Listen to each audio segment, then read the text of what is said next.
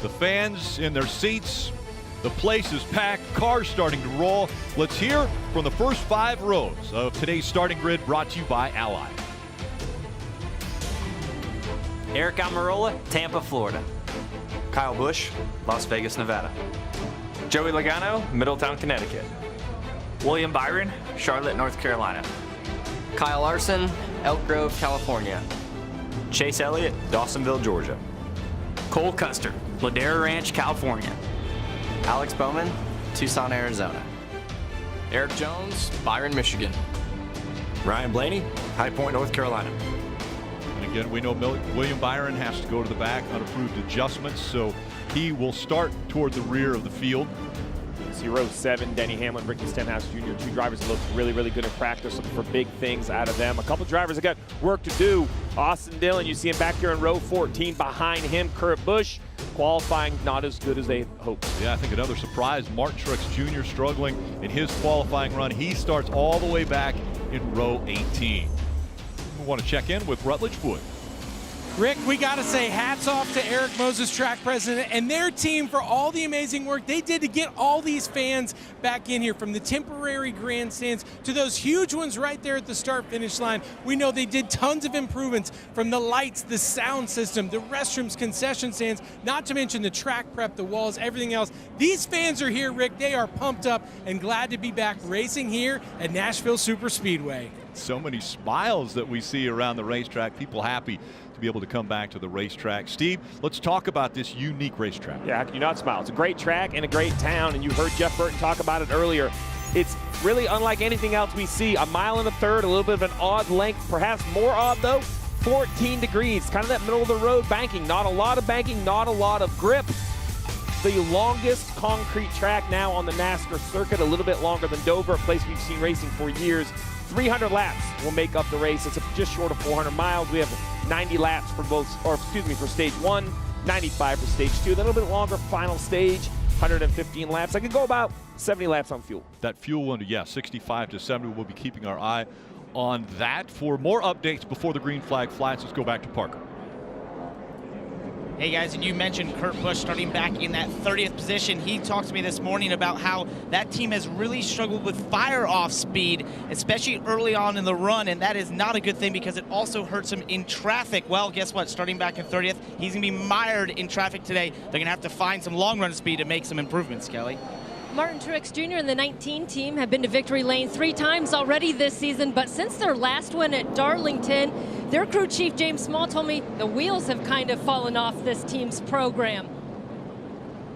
They've fallen in the point standings from 2nd to 6th. He said we've got an uphill battle to climb, and they've got one to do in this race as well. He got loose in qualifying. Martin Truex Jr. showing lined up 35th on the grid, Marty. Kelly, Ryan Blaney qualified 12th for today, but he will come down pit road for repairs in a moment. There is a sharp transition from pit road to the racetrack here at Nashville. Well, Blaney didn't take that into account, and when he went onto the racetrack, did damage. There you see it, the left rear fender completely flared out. They could not race like that. It would be like a parachute on the car if they took the green flag. So Todd Gordon got out some binoculars, looked at that left rear, and he said, we have to come down pit road. So Blaney going to give up that 10th starting position to come and work on it. They may take the green, but they're going to come down quickly after that to repair that damage. Steve, that's right, like a parachute right on that left rear if they left it the way it is. Aerodynamics just so important to the NASCAR vehicles. That left rear right there flared out. It's going to hurt both drag and downforce. A double whammy.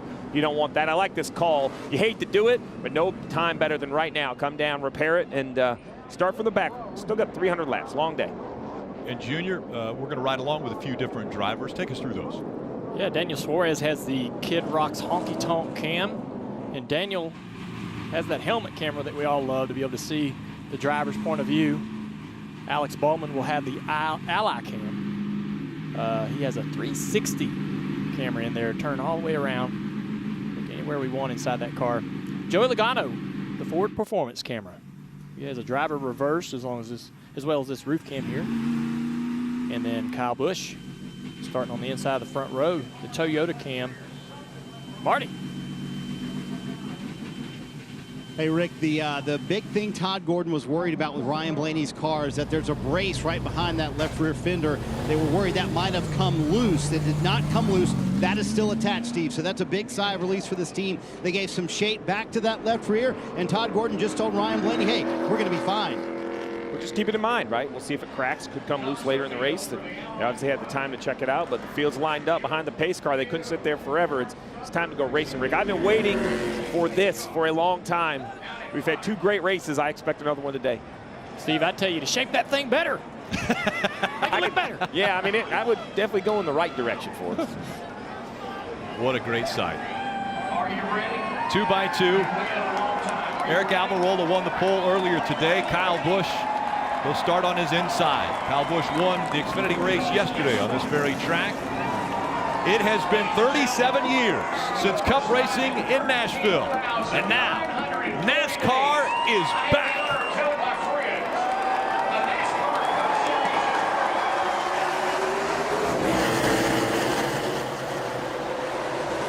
Chase Elliott immediately making it 3 wide. Oh, they're all fifth in the corner. Bowman and Chase both almost into the fence. Losing lots of spots down the back straightaway. We got one in the fence here. Quinn Hoff in the 00. He had some issues in qualifying, had contact with the, we got a tire come off a car. Imagine it's off of his. Goodness, hard contact. A lot of damage there to the 00 again. Quinn Hoff, 23-year-old out of Virginia. So he had an issue in qualifying. Knocked the right front tire off of it. An issue, got in the fence. Not hard. We thought he'd be okay, but there's problems with his car getting down into turn 1 on the initial start of the race. That looks like a really, really hard hit. Yeah, I didn't see what happened to the 00 because, as you pointed out, we had so much action at the front there. We're going to see, the tire's already off, the car into the fence. My gosh. The AMR safety team to him immediately. He'll grab that right front wheel. And they'll have to re-rack and try that again. I'm guessing right now, guys like Alex Bowman and Chase Elliott are saying, okay, wait a second. We weren't ready for that. We talked about it right when the show came on, how slick this racetrack is. It looks like a mile and a half from in the driver's seat, too. It doesn't have the grip. Chase Elliott immediately on the outside, 3 wide. And when he drives in the corner, there's no grip. And look at Alex Bowman behind him, both of them up the racetrack. That's how they raced last week at Texas. You can't race like that yet at this racetrack. It's just not enough grip. Now that groove may move up and it may allow them to get there, but right now, if you overdrive these cars, you're gonna get out of the groove. Let's go listen to what Chase Elliott had to say. Boy, she's slick up there, boy. And looked at, yeah, cover that. Good effort, though. Like where your head was at there. Hell, why not? That's what we're here for. Lap 1, why not? I like that attitude, though. Let's do it. I mean, that's crazy to think, man, I'm just going to the 3rd groove, first lap. 300 to go, we're just going to get some now. That's guts. And his teammate was like, this is a great idea. I'm going with you. So an interesting start to the Nashville Superspeedway race. The Ally 400 will be back with more right after this.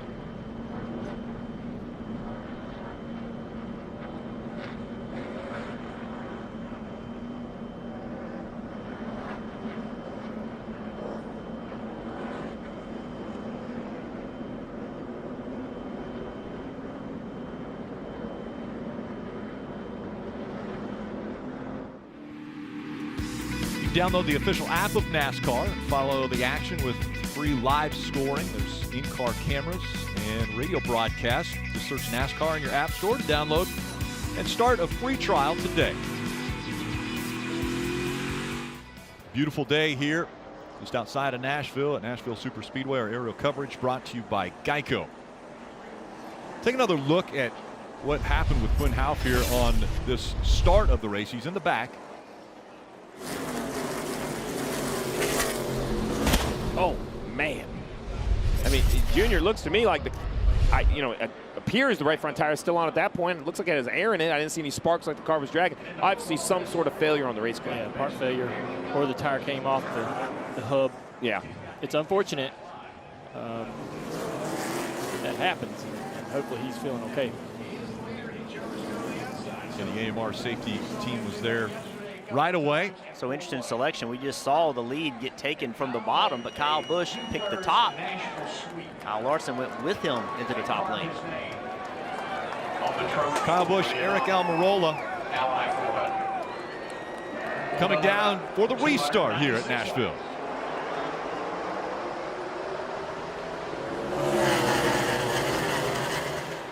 And right away, we're already seeing cars jump to the outside. Looks like Ross Chastain was out there taking a peek. Kyle Larson sliding, trying to make a 3-wide for the lead. Down through the middle, the back straightaway. Kyle Larson off into the lead just like that.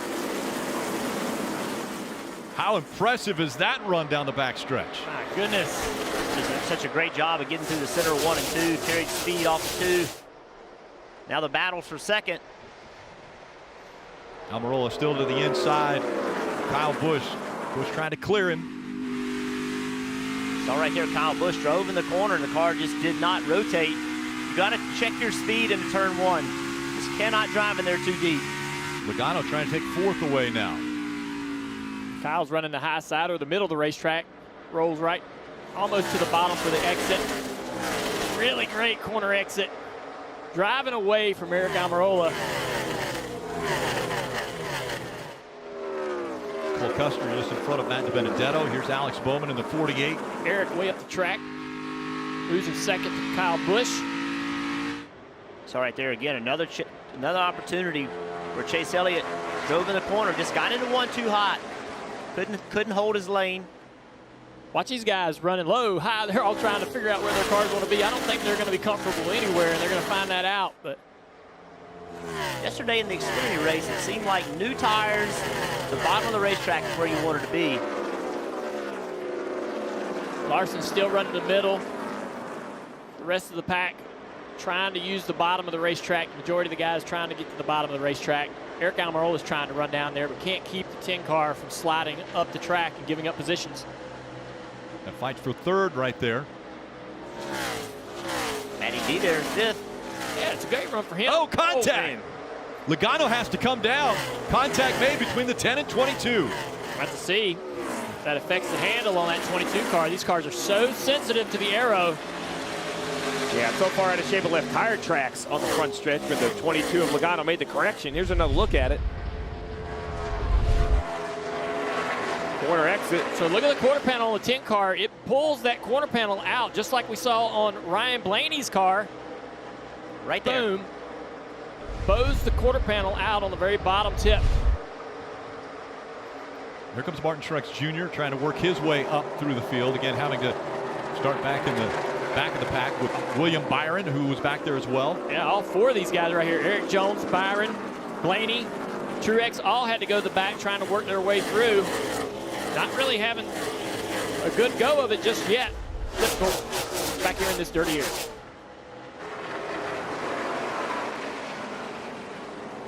Oh, William. Shove there, and Blaney gets a little sideways. Man, it looks slick. Yeah, well, a fight for the bottom of the racetrack. Blaney just wanted the bottom.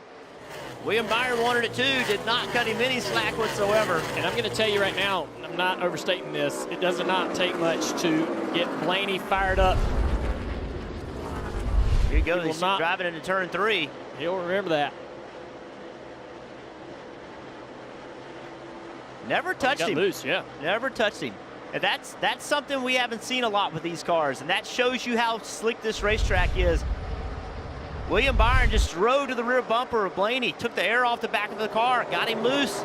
Blaney had no choice but to chase it up the racetrack. Well, Jeff, you talked that this track looks like a 1.5 miles, but it definitely isn't and doesn't race like it. It's also a different setup package from NASCAR. Remember, there's two basic ones. There's a low horsepower one where they run wide open a lot, but Parker, this is that high horsepower package. A lot of power, not a lot of downforce, equates to not a lot of grip. Right, and the drivers have to drive it with the pedals, working those cars through the corners. As we look at Joe Logano at the top of your screen there, remember that hit he had there with Eric Almirola? He came on the radio and asked the team to check the right front fender. They gave it to A-OK, just said it might be pushing a little bit towards the Goodyear on the tire, but should be good now, getting away with one right there. You don't want to have a rub on that right front. Fighting for position early in this race. Now Blaney trying to make up some ground after getting loose. Blaney still back in the 28th position. Martin Truex Jr. 27th. William Byron 26th. After watching the majority of this field practice in the top groove, even qualify in the middle and high groove, the majority of the field, obviously besides our leader, is running right on the bottom. Larson still out front, driving away using a middle groove. Quinn Houff has been evaluated and released from the infield care center. That's good news. A big hit to start this race. Don't you think? Same thing that happened in the race yesterday. Don't you think they'll move up? Yes. Let's get a few updates. We'll start with Kelly. Eric Almirola and his 10 team have had a difficult start to this season, to say the least. Mike Bugarevich, the crew chief, told me it's just been downright rough, but they are starting to build some momentum. It started at the All-Star race last week when they were able to transfer into the All-Star race by winning the Open and then finished with a top 10, and then come to Nashville and land on the pole position in qualifying. Now, Bugarevich said, hey, I'm not going to get too greedy. We're just looking for a nice, clean day. A top 5, even a top 10 would get us headed in the right direction, Parker. Right, Kelly. Behind him is Matt DiBenedetto with a great start in that 21 car. He was really worried before the race that they had over-adjusted after practice when they were really tight. He had heard a lot of the Truck Series drivers and Xfinity Series drivers talking about their cars being really loose when they got in the race. That has not been the case for Matty D as he's driven it up a couple positions, and great considering he's working with his new crew chief, Jonathan Hassler, who started at the All-Star race. These two obviously have early chemistry, Marty. Parker, the weekend for Alex Bowman started off very nicely with a contract extension through 2023. When someone in the press conference asked him, do you wish the extension was more than 2 years? He said, well, it's double the amount of a contract I've ever had in my career, so no, I'll actually take it. And they actually struggled in practice. We talked about how good the Hendrick cars are. The 48, not as good, so they put in some of Kyle Larson's setup. It's been terrific so far for Bowman, sitting in 7th. The concern right now, Steve, we've talked about brakes a lot this weekend. They have some debris covering the right front opening that would cool those front brakes. That's a concern. They said, however you can, we got to get that debris off. Yeah, we heard Denny Hamlin at Countdown to Green talk about there's enough braking here. It's almost like a short track, right? You really have to get on the brakes to slow the car down, as we see Ricky Stenhouse Jr. at the bottom of the screen in 9th. Kevin Harvick climbs the banking in 10th, looking to take that position over in that good-looking Gravedigger paint scheme. Yeah, Harvick has moved up way up the racetrack, got a big run on the exit of turn 4 to get that run on Ricky Stenhouse Jr. See how high Harvick is right there? Just trying to push that lane further out. Look at what it does to him on the straightaway. Just tons of front straight speed by running that top line. Yeah, we're starting to see guys get up the racetrack. Kyle Busch is in the edge of that dark rubbered up area, just like the 4 car, making great time in 2nd place. So this is good to finally see this track open up, because the trucks will run different here than the Xfinity, and the Xfinity will run different than the Cup, and they're all going to use different parts of the racetrack more than others, and it's good to see this track widen out. Gravedigger, that was the gift from Keelan for Father's Day this Sunday. And a little bumping and banging already. Only 20 laps in here at Nashville.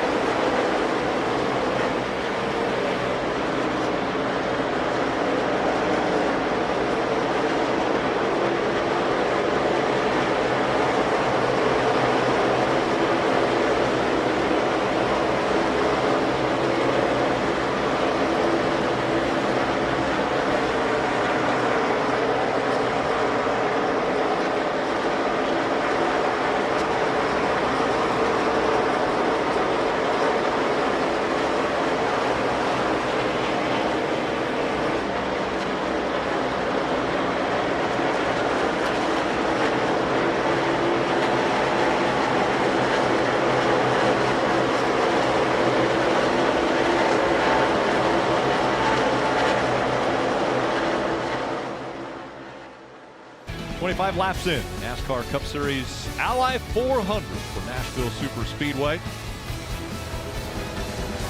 Your Fast family is back. That's Fast and Furious F9. That'll be in theaters on Friday. Tyler Reddick in 8 is Fast and Furious right here to get this race underway. He's up 9 spots, Rick. And he was a driver that we kind of talked about, Junior. He said, hey, if the groove gets wide, this guy can run the top, but he's really done a lot of his work down here on the bottom. A little different look, real patient. Left side's actually out of that dark area. You see how tough it is to get alongside that 14. Yeah, I talked to Tyler's dad this weekend, and he said that Tyler's made big strides on being able to work on the bottom of the racetrack and find speed, make speed there. So he's had some great runs over the last several weeks. This is a track that I think that he can do well today in. I have him in my fantasy lineup. Hope he has a great day. Man, I thought I was going to have an advantage on you there. I was going to ask why Junior didn't text me. Say, hey, put the 8 in your lineup. I don't have him in my lineup, Junior. We're battling me and you. We're battling for the win, aren't we? Yeah, that's why you're not going to text me, right? But Tyler Reddick, so confident in the race car, in practice, in race trim, but after qualifying, he was mad at himself. I walked up in the hauler, he said, driver just completely messed that up. No one to blame but me. We have a better car than that. This car should definitely finish in the top 10, if not the top 5, and Reddick showing it early on. And he's been everywhere. You've seen some moves on the bottom. He's also done it up high in the middle as well. Tyler Reddick making his way around a lot of cars so far. And you love the Nashville flair. He's got Joe Nichols on the hood there, the 3-time Grammy Award nominee, CMA Award winner with his hit home run. And Nashville has embraced not only the racetrack, but the race teams as well. Tootsie's sponsoring the 99, the Trackhouse Racing 99 entry. Somebody else that's got really good pace right now, Ricky Stenhouse Jr. He passed Kevin Harvick. We saw Harvick pass him. He passed Harvick back. He passed Chase Elliott. He's gotten by Alex Bowman. Now he's chasing down Matt DiBenedetto. Right now, Ricky Stenhouse Jr. is making an incredible time, Parker. Right, Jeff, as you look at the top of your screen, racing against Tyler Reddick, there is Chase Briscoe in that 14, running in 12th place. This does not sound great, but it's good for the Stewart-Haas race team. It's highly publicized how they've struggled the first portion of this season.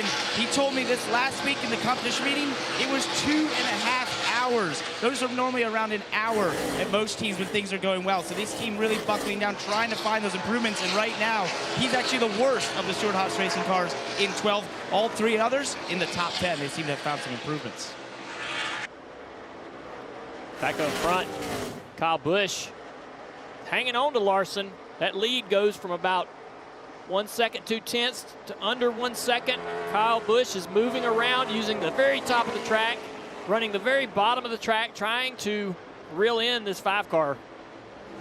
Yeah, Kyle Busch was making good ground on Kyle Larson. He actually lost a little bit with a lap car, but this last lap right here looks good. You mentioned it, searching all around the racetrack. And you know, whatever you learn right here at lap 32, you're going to have to keep learning. This track is going to continue to change all afternoon.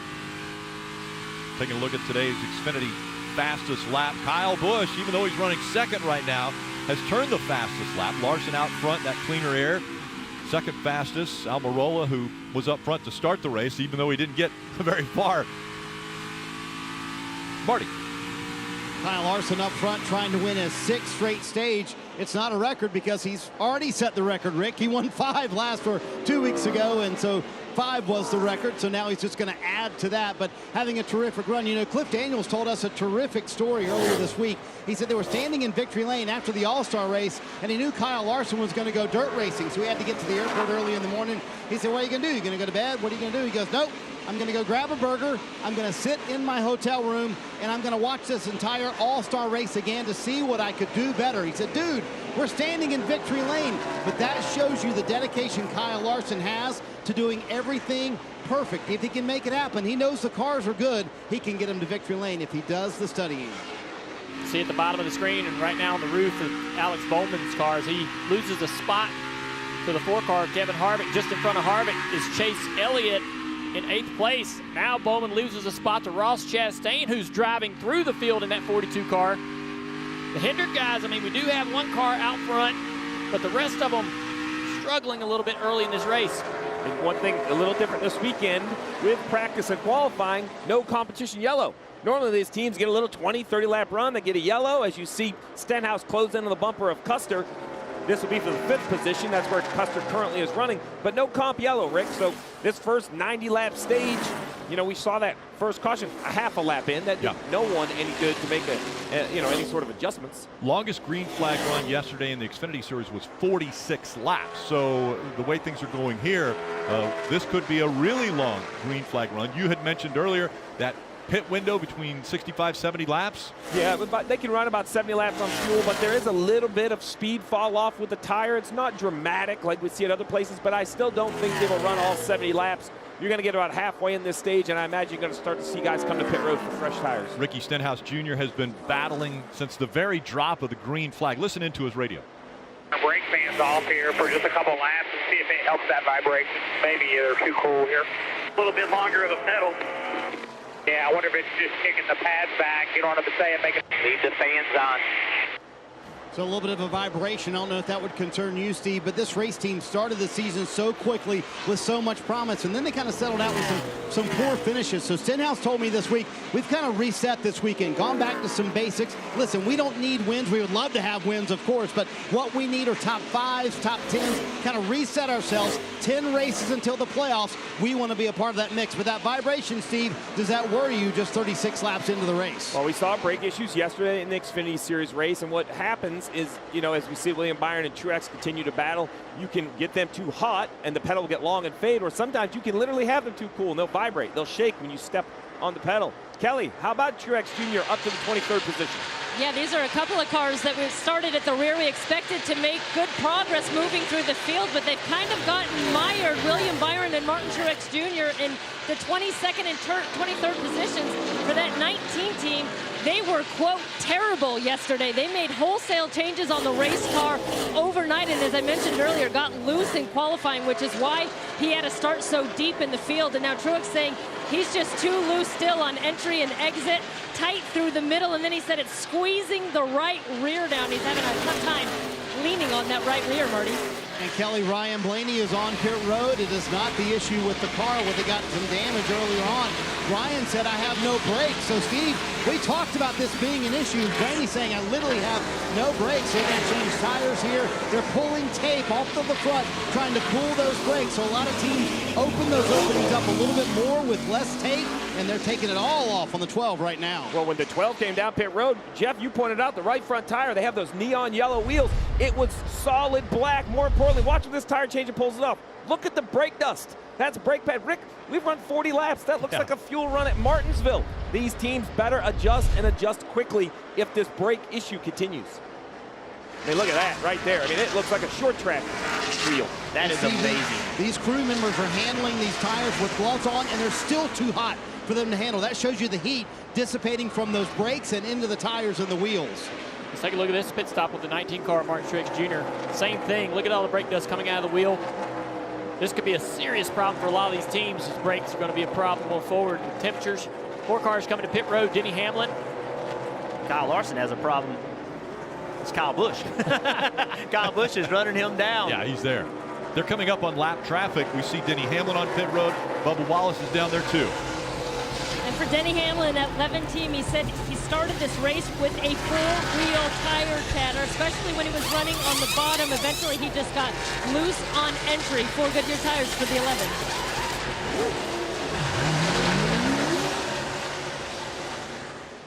Look at the battle for the lead.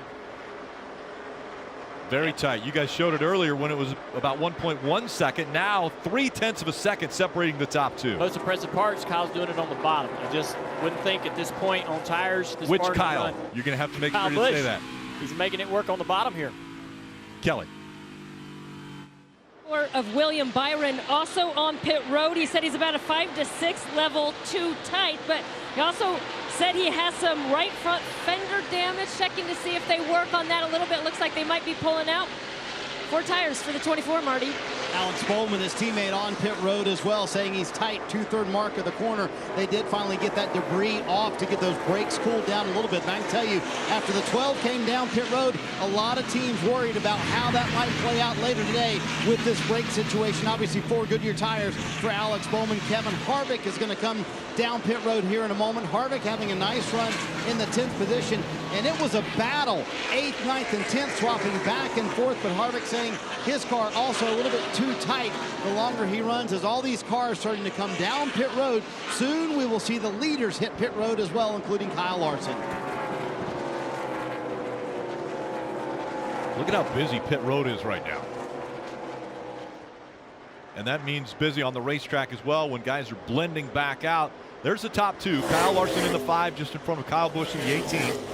Parker. You see Joe Logano here on pit road, had that little bit of rub against the 10 there. You just see that little mark on the right front, but no damage there, so they're going to go around to the left side. It's Ford Goodyear tires and Sunoco fuel just a little loose off the corner of 22. As you see the leaders coming down pit road right now, Kyle Busch gets right to the back of Kyle Larson. He's so good at that. Is now going to get into his box. He was complaining the car being too free at the 30% mark and then getting tight at the center as we have a car. We got a crash off turn 2. Yeah, the 8. Get spun around. Coming off pit road, he's got into the grass and across the racetrack. And now the caution's out. And Kyle Larson was on pit road, Steve, so he was committed when it came, and I don't think the 18 did pit. So Kyle Larson here taking 4 fresh Goodyear tires. Also, you saw the 47 of Ricky Stenhouse Jr. Actually, Kyle Busch did pit, so it's a race off here. So this should cycle out okay, but obviously the spin for Reddick changing things up. Reddick coming off pit road on the access right there, gets look how wide he is, pushing as hard as he can, loses the back of the car, and now he's like, oh no, I'm in trouble. Look at all the dirt. These green flag pit stops, you're just trying to carry as much speed through there as you can and it killed keep the your track engine. Position. Yeah, and it just... So it killed the engine and he had a hard time getting it going, but he's gone now.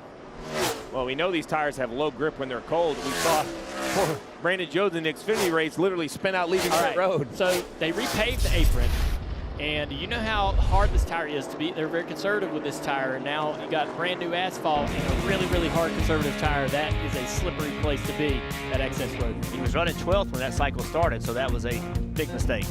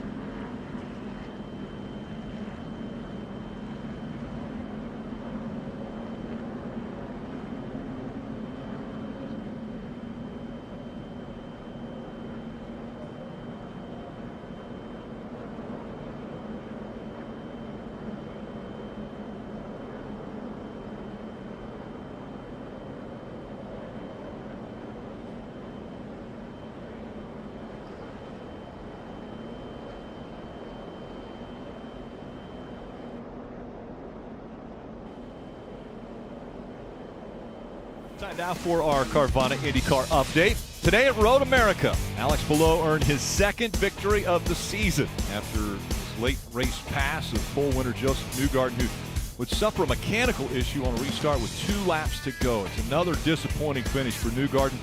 who had dominated the race. Below takes over the series points lead with that victory.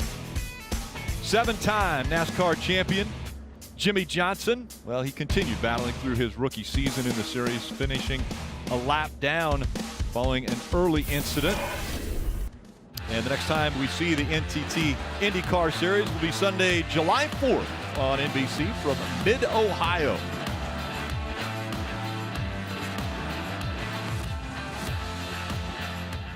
A couple guys speeding on pit road, the 41-42. They'll have to start at the tail of the field. They were on pit road when the caution was coming out, but speeding on there. So that penalty will hurt them as we see Kurt Busch now coming onto pit road. Parker?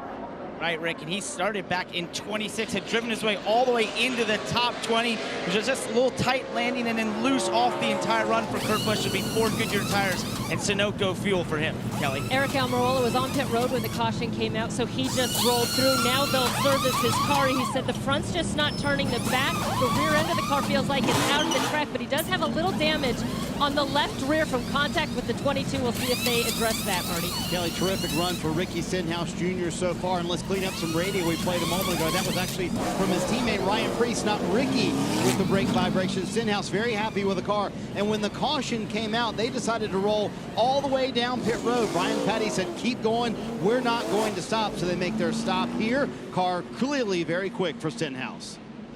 And again, if you're on pit road when the caution comes out, you can do your service and go back out as normal. We'll be back for the restart.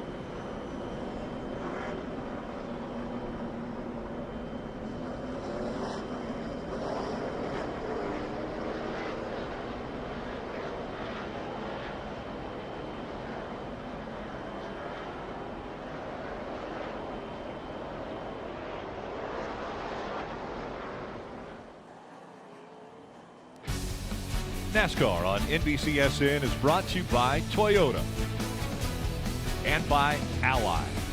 Do it right. So we talk a tremendous amount about how important pit crews are. Well, drivers matter too. Kyle Larson leading. Kyle Busch was 6/10 of a second behind Kyle Larson on the racetrack. Busch just does a better job getting on pit road, and then coming off pit road, Junior, you can see the advantage that little bit gained right there. Think about that. Kyle Busch didn't have a hot pit entry in the Xfinity race yesterday, so that was kind of a situation of, hey, you go first. I'll follow you in there. So listen, timing can be very complicated when the caution comes out in green flag pit stop. We need to know the 18, the 5, they're back to the front. Ryan Blaney really the biggest loser. We saw him pit a while ago. Well, he was not in a position to get his lap back in any sort of wave round situation. So a big name had that issue before the race started. Now he finds himself a lap down all the way back in 31st. Battle continues between the Kyles. Kyle Busch, Kyle Larson coming up to the Geico restart zone.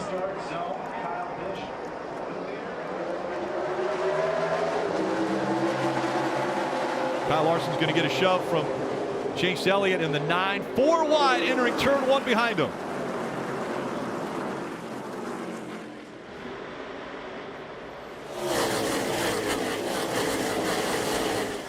Busch out front, controlling the race. Can he keep Kyle Larson behind him?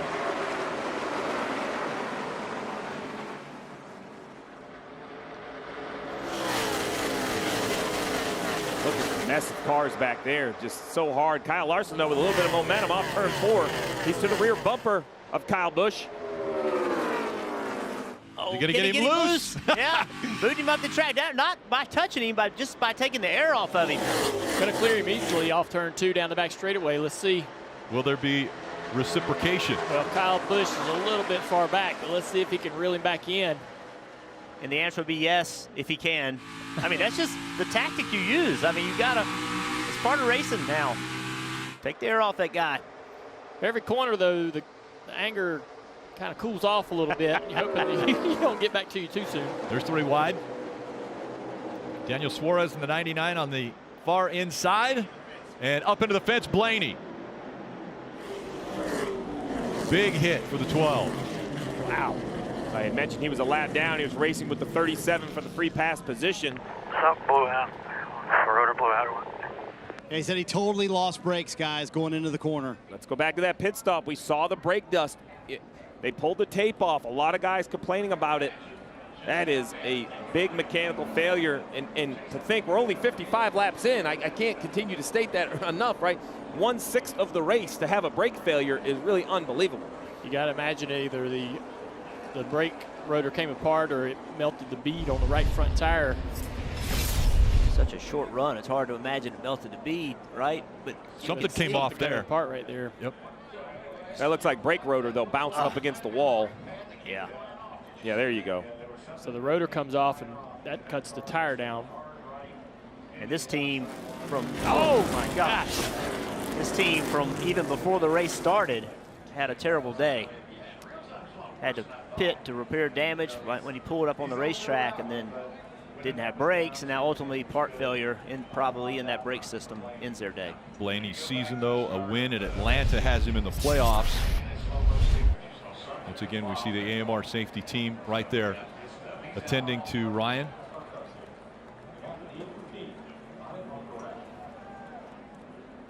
Those are hard hits into that wall, and it's so good to see these drivers just get out under their own power. You could hear in his voice how much pain he was in. How concerned are the 22, the 2, the 21 now after seeing that from the 12? Everyone's concerned. I mean, if I'm a driver and I'm picking up what's going on, I'm nervous, even if I ain't having any brake issues right yet. So, you know, one of your jobs as a crew chief is kind of walk garage and see what everybody has. I would have hoped I walked by that 12 car and saw what size brakes they had on it, so I'd have a little more confidence to tell my driver, Dale Jr., it's going to be okay. Big hit for Ryan Blaney here at Nashville Superspeedway. His day ends too soon. Ryan Blaney out of his car. He is okay. The free pass.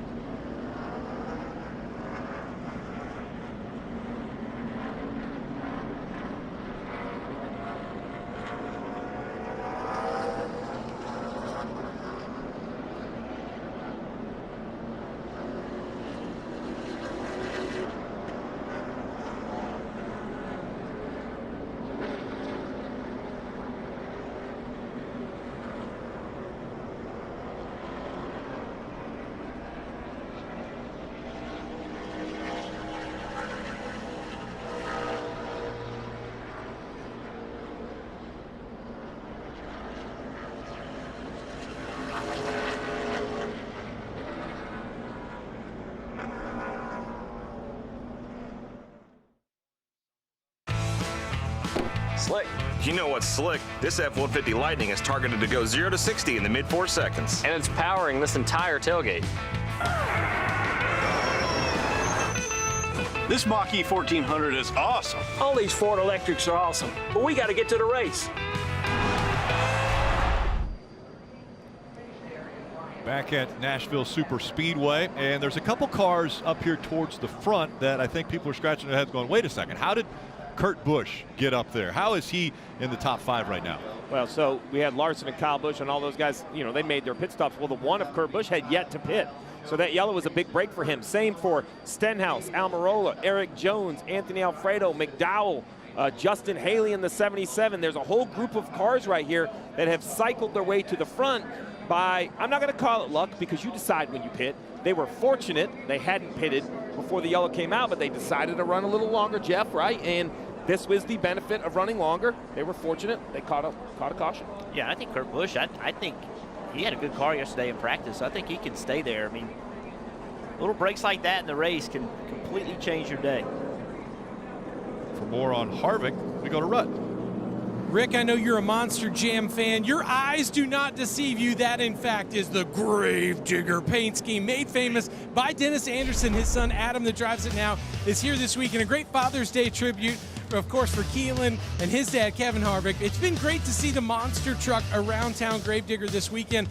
It's such a legendary paint scheme, such a fun group of people that have just motorsports running through their veins. The whole family involved with the Gravedigger, but amazing to see it out there. We know how big their fan base is, and they've had some good speed. It's in 24th right now. They're looking for a lot better week, but especially with that Gravedigger paint scheme, I think they got it going, Rick. You say it pretty well, and I think Piper was even excited in the arms of her dad there as well, checking out Gravedigger. What a cool paint scheme for Kevin Harvick this week. Like it's a good-looking car. Well, coming to one to go, guys, we're going to get a chance to check out which lanes everybody picks. The choose. I know it sounds simple, but what a great rule. No, you pick where you want to pick. We're going to see how good you are. We're often going to see the leader take that top. Maybe on new tires, he takes the bottom. But this is where it gets tricky as a driver. This will keep me up at night trying to figure out, whoa, where do I need to be? How many pick the top? How many pick the bottom? Did I lose spots, gain spots? Because it's really in your hands at this point, I believe. Yeah, it's so interesting having spotters. Like help me, Steve. Yeah. Well, I'm going to tell you, you know, we talk brakes. This is the key. We have to get up high and look at this racetrack. I know it looks like most mile-and-a-half tracks. The front stretch here is longer than Charlotte, but yet it's only 1.3 miles. So where do you make up the difference? These tight corners. So these guys go down these straightaways at crazy top speeds, and then they drive down in here. They got these little spoilers on the back. They have to stand on the brakes. So while it looks like an intermediate track, it races nothing like it. I know this is going to sound crazy, but corner radius, it's like a Martinsville, Junior. It's long back stretch, and then you go down this tight little corner. Yeah, there's not a lot of banking, so it doesn't really slow the car down much. They don't have the big blade on the back. No, the drag's low, so there's nothing slowing the car down off throttle. Steve, you compared it to Charlotte. Banking there 24 degrees, banking here 14 degrees. Field approaching the Geico restart zone. Once again, Larson, Kyle Busch.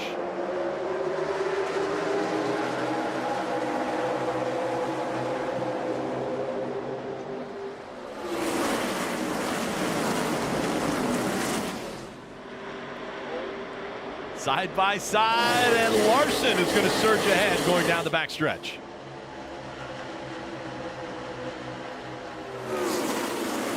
Chase Elliott taking a peek down low.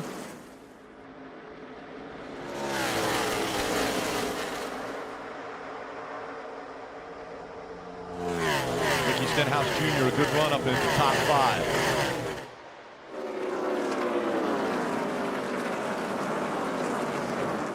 Kurt Busch going to stay in front of Joey Logano.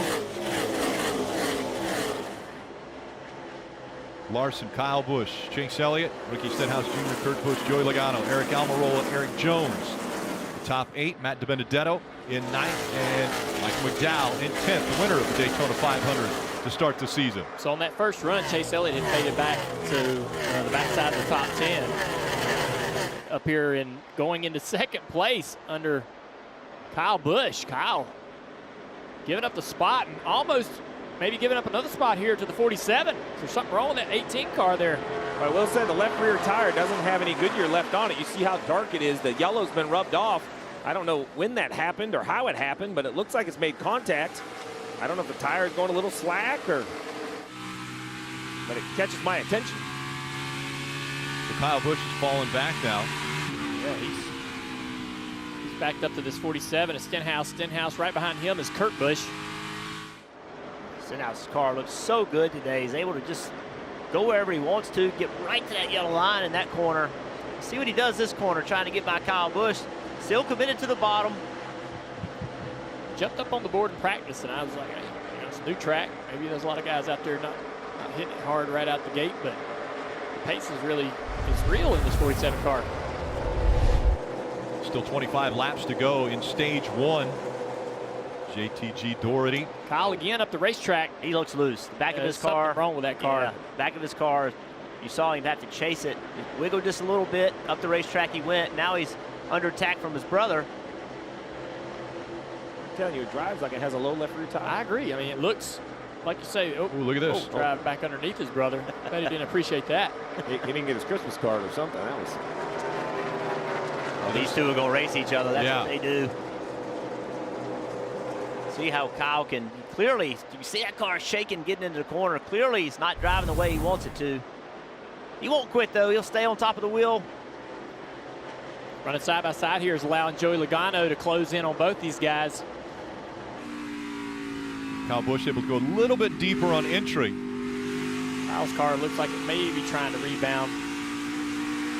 Well, this racetrack, you know, your car can be okay, but just be a little bit loose or a little bit tight. You overdrive it just by half a car length into the corner, and now you're chasing the car. It's just, this is a game of precision today.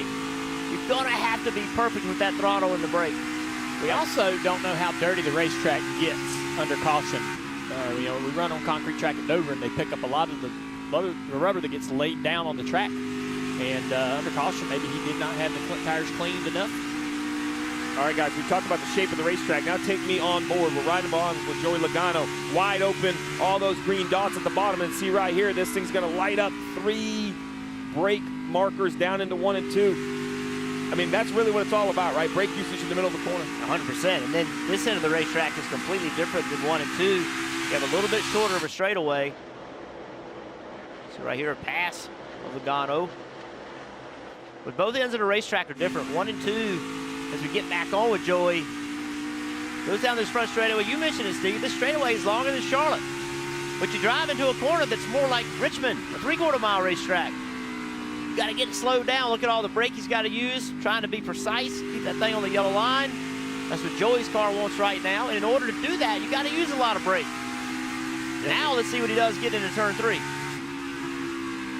That 1 and 2, Jeff, he slowed down almost 60 miles an hour. I saw like what, almost 180 down to somewhere in the 120s. Exactly right. I think if they're all feeling some sort of brake issue or a little bit of fade in the pedal, some heat in the brakes, a lot of these guys are going to change their driving style, be a little more conservative getting down into the corner. We're seeing Kyle Busch still fading back toward that battle right there.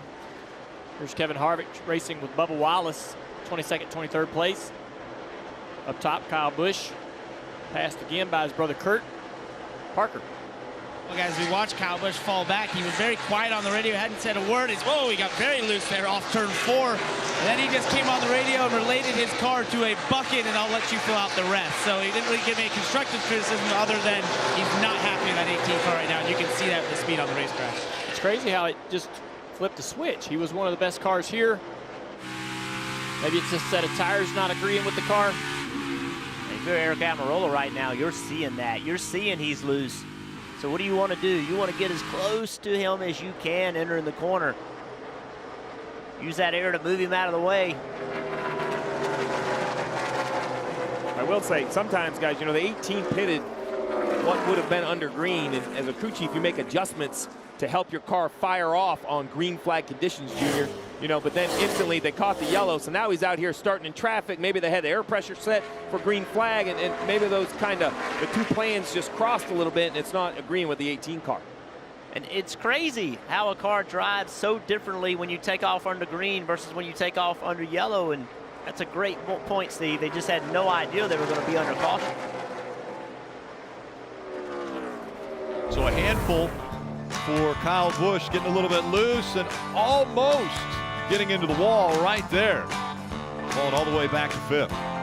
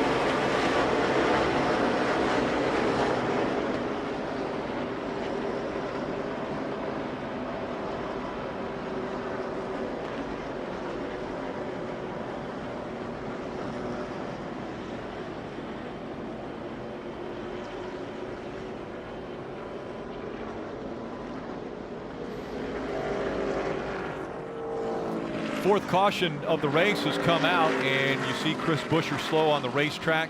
Also saw Justin Haley in the 77 with an issue with that car.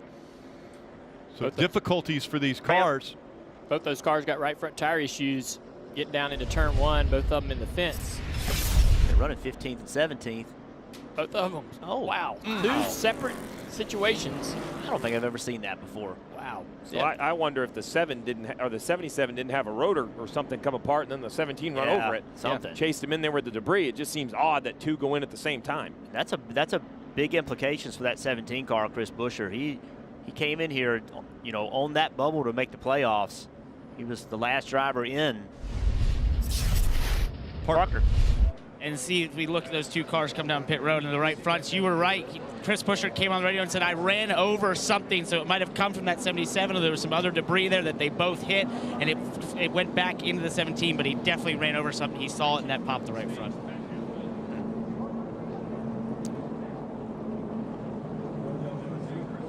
You know, that's the same area Blaney had his problem. Normally NASCAR does a great job of cleaning these racetracks up.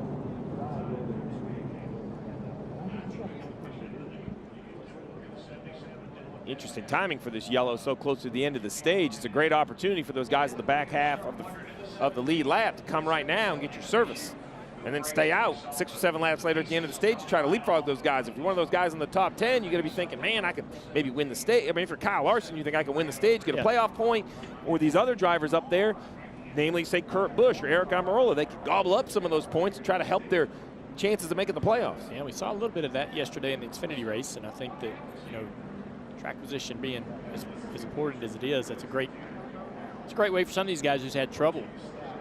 As many playoff points as Larson already has, you know, what's more important here? That to me that's where it's going to get interesting. And we'll see if the leaders do pit, if anyone chooses to stay out and try to steal some stage points. Oh! Big decision there for Chase Elliott. Larson said, I'm coming down to pit road, and Chase Elliott said, well, I'll stay out then. Marty. An interesting mix there. Ricky Stenhouse Jr., Brian Patty, his crew chief, encouraging him, seek clean air as much as you can. They had a terrific run. He pitched from third, very happy with the car. Expect no changes here other than 4 fresh Goodyear tires. Kyle Larson said, hey, the last adjustments you gave me really helped me. I had much more maneuverability on the racetrack. I don't want any changes here. 4 tires. Actually, they do make a quick wedge change there for Kyle Larson for the short run to the stage. But with some cars staying out, this is going to be fun to watch for everyone. Well, we saw last-minute decisions. Chase Elliott made one and decided to stay on the racetrack. Most importantly, didn't hit that orange box. You're going to see it right here. A hard right, misses that orange box.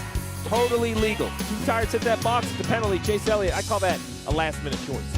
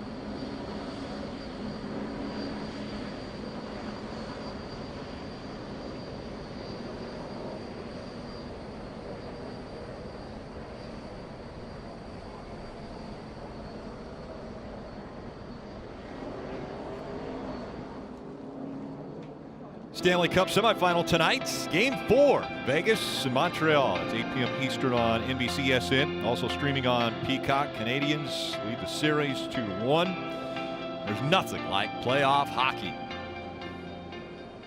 Back here at Nashville Superspeedway, the NASCAR Cup Series Ally 400 on NBCSN.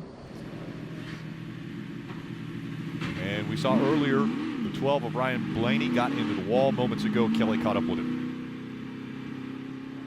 Good to see Ryan Blaney out of the infield care center after a hard hit, and we heard you say you just lost your brakes. How much warning, if any, did you have? I didn't really have much. We kind of had a little bit of softness in the brakes. Pretty soft the first run, and got a caution, came in and pulled tape, you know, in the nose, and I thought that was going to get better, and, you know, just cooling them back off.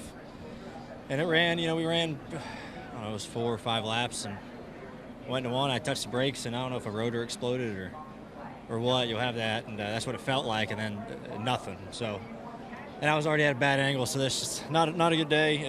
It's a shame to kind of start the day having to come down pit road and fix something, and just a long, not a long day, a short day. But sorry, everyone at Menards and Ford, that really stinks in 12 group, but come back at Pocono for the doubleheader.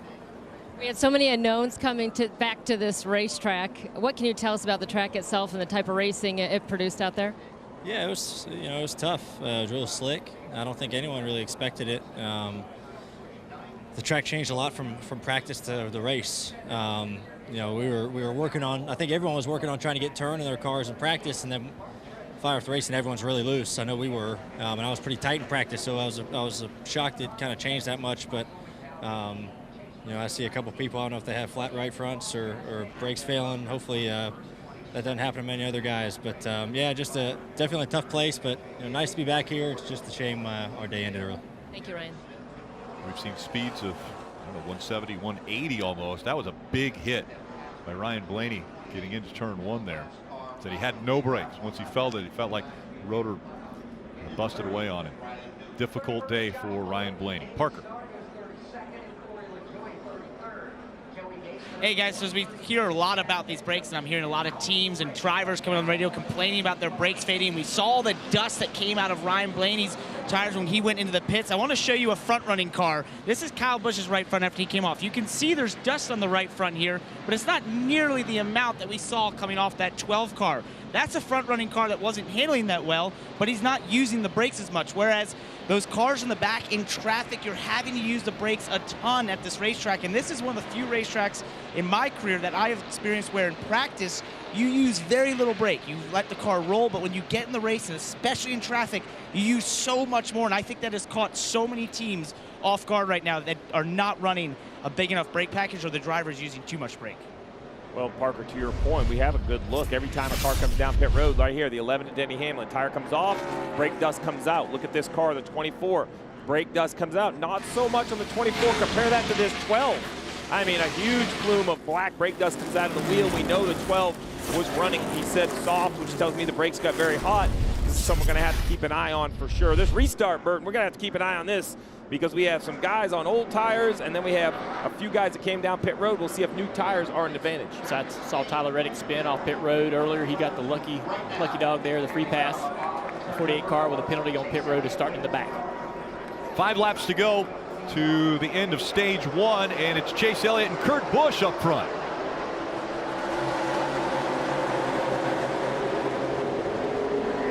Great restart for Kurt Busch. Doesn't quite clear the 9 just yet. Chase is trying to take the side force away from that one car, keep him down there, and a little bit of a side draft as well to stay on that outside. It's going to be able to allow him to get the lead down in 3 and 4. Look at these guys, the distance they have created between them. Daniel Suarez, Eric Jones back there. A couple names that have worked their way to the front through these different strategies. Brad Keselowski as well right there behind Kyle Larson. Larson knifing his way around through these guys, going anywhere he wants. Fresher tires came to pit road. Now he's trying to get by Eric Jones in the 43. Marty. Rick, so Larson restarted 8th, and now he's up to 4th, trying to get to another stage win. So, Steve, if you're going to stay out on your Cliff Daniels on this next stop at the end of the stage, do you want your driver pushing hard for the stage win like this, or taking it easy on the tires? Oh, run hard. I don't think you could slow down enough to save tire life. You could if you're at the back of the pack, but up here where Kyle Larson's running, I wouldn't worry about it. Plus, you might get a little idea of just how it goes on a short run. Look at this back here, though. Kyle Busch looking for some real estate. He's going to go 3 wide into turn 3. We're coming to 2 to go to end this stage. All these guys are trying to claim some points, and we can stay in this top 10 here. Here's the battle right here. Larson easily going by Suarez for 3rd. But on the bottom of the screen, Austin Dillon, Joey Logano, Ricky Stenhouse Jr., all these guys trying to get some valuable points here to end it. Kurt Busch still hasn't got a win yet, as we see Logano way up the racetrack. Yeah, Eric Jones had a problem. Logano kept trying to get on the outside of him. Jones back to 10th now. Logano 9th. Here's De Benedetto battling Jones, going by easily for 10th spot. Larson's up to 3rd. Chase Elliott, only 1 stage win already this year. He had 5 at this point last year. And you know what Chase is getting right here, almost as important as that playoff point, is the valuable information of how his car drives out in front in some clean air. Dale, so hard to tell what your car's doing back there in the mess. Out front there, though, has a good idea of the balance. Well, they made some good changes on that 9 car to get it back up front, get it competitive. Still these guys battling for every position, trying to get a point here and a point there. Penske drivers side by side off turn 4 as Chase Elliott's going to win the stage. The fight for position with the Penske drivers.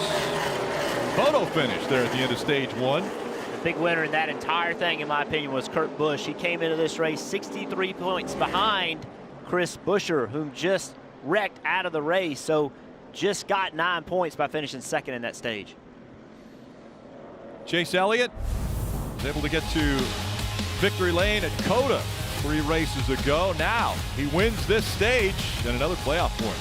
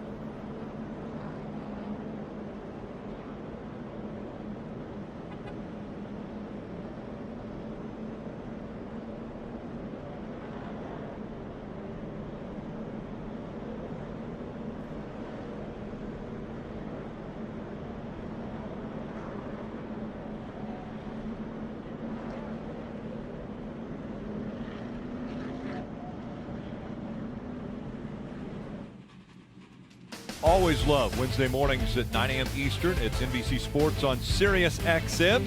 This week, Dale Jarrett, Hall of Famer, will be on NASCAR Radio Channel 90 and NBC Sports on Sirius XM, talking about Nashville being back on the circuit, as well as the next stop, Pocono, the doubleheader coming up next weekend. And cars on their way down pit road. Parker. And what a great run for the hometown team, Trackhouse and Daniel Suarez in that 99. Just a little loose, but when he got up front, he said the car got a lot better with that cleaner air. Before Goodyear tires. Sunoco fuel for him. Below in the middle of the screen is Kurt Busch, who also got second place in that stage, which was an excellent run for this team, aided by that caution. 4 tires and tighten it up, Kelly. Some pretty big changes for this number 9 team, a chassis adjustment. They also pulled a spring rubber, but it was the strategy call to get the team their second stage win of the season, and Chase said, I like that call. It was that hard right turn. Steve, now we see this a lot throughout the races where the teams make choices to win stages versus maybe even winning the race. What do you think that, what kind of positions does it put these guys in? Well, they're definitely going to lose a little track position here, but it sounds like Alan Gustafson had a big chassis change planned. He was probably going to lose track position anyway with a long pit stop, so got a little bonus knowing he was going to have a long pit stop.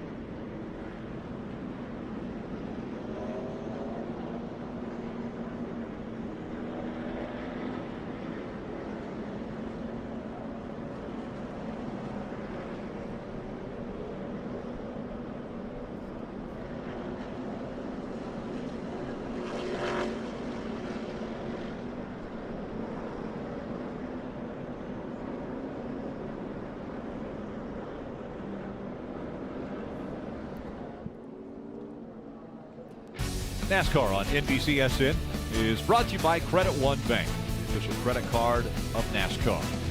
Visit gocreditone.com. And by Ford, built Ford proud. What a great sight it is to see all the fans back here. Rut, you've got to be loving this.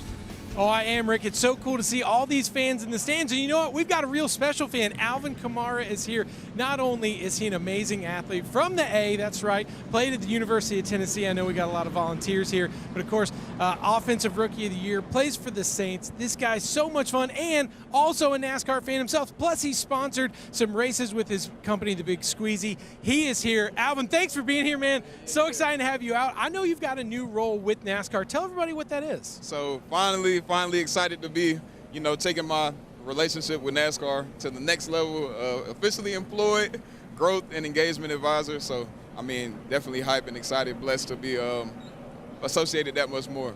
It's huge because for you've been to a handful of races, but the experience getting back out to the track, that's what it's all about. So how are you going to do that with your friends? Yeah, man. So just within that role, we're just trying to strategically create and develop new opportunities for fan engagement. So I got a lot of ideas. I think NASCAR has a lot of ideas, and it'll be fun to get it going. It's cool. Favorite part about being at the track for you? Man, being down on the track when the engine starts, it's nothing like it. It's so loud, and every time they ask me if I want earplugs, I say no. Awesome. Thanks for being here, man. Yes, sir. No Big doubt. fan right here, Alvin Kamara, you guys. That's great. And, there are stars everywhere. Luke Combs, Bernard Pollard, Cole Swindell, Chase Rice, Big and Rich, Brad Paisley, of course, Pitbull, Vince Neil. We've got stars everywhere. Junior, I would say you could play the guitar for most of those bands, right? I can't play the guitar. Oh, I'm sorry, drums. Problem. Yeah. Drums. Let's take a look at the roof on this 23 car. He's got some damage. The rotor's been coming apart on the right front of a lot of these cars. Possibly impacted this car of Bubba Wallace. Really, really lucky that it's nothing worse than that, but apparently it's gouged that roof pretty good. I don't know, Steve, you know more than I do. You've been to the wind tunnel. What's that going to do to that car? Well, not good. It's definitely going to hurt the air separate off the roof. Slings the air up in the air over that rear spoiler, so not an improvement. Coming back to the Geico restart zone, Larson and Kyle Busch once again making up row one. Logano with a good restart, trying to get to the outside of the 18. He has to check up. Here comes Ricky Stenhouse Jr. in the 47. See Hamlin, that 11 car, trying to push the 22 down the back straightaway to clear Stenhouse. Now we're going to try to go 3 wide, maybe? No, we don't want to do that. Maybe later. It's the first time we've really seen Denny Hamlin's car toward the front of the pack.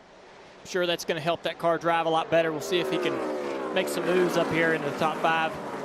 18 of Kyle Busch also was struggling before this pit cycle. Wonder if they made the adjustments needed. He lost his car right there in the middle of 1 and 2. Up the racetrack he went. He's fading back the 47 car of Stenhouse. One player missing at the front of the field, Martin Truex Jr., the 19, a pit road entry violation, has cycled to the back of the pack, currently in the 27th spot. See Matty D trying to take it to Joey Logano. Right behind them, Chastain, another car that was really, really fast in practice. As quickly as Logano was fighting up front, he's dropped all the way back to 5th. And look at this. Martin Truex Jr. back here right behind Austin Dillon.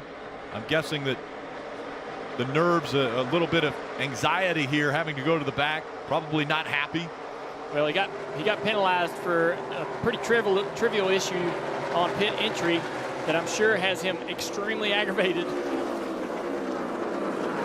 That could work for you, work against you inside that race car. Yeah, they made the same penalty yesterday. They penalized the driver in the Xfinity Series for the same thing. They want you to enter pit road in the outside lane, and he did not do that.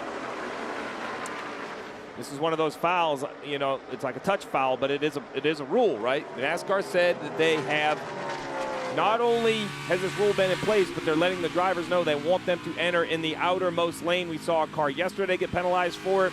Now Martin Truex Jr. again today. So Jeff, you were just talking about, well, here it is. Here's Truex entering outermost lane, in my opinion, is outside of that white dotted line. He is definitely to the left of that entering pit road. That's where NASCAR sees the issue. Now, what does it make a difference? Not a lot when you're on there by yourself. I guess the traffic is what NASCAR is concerned about, but they're officiating it the same either way. Let's listen to the Truex's thoughts. We got to start tail end.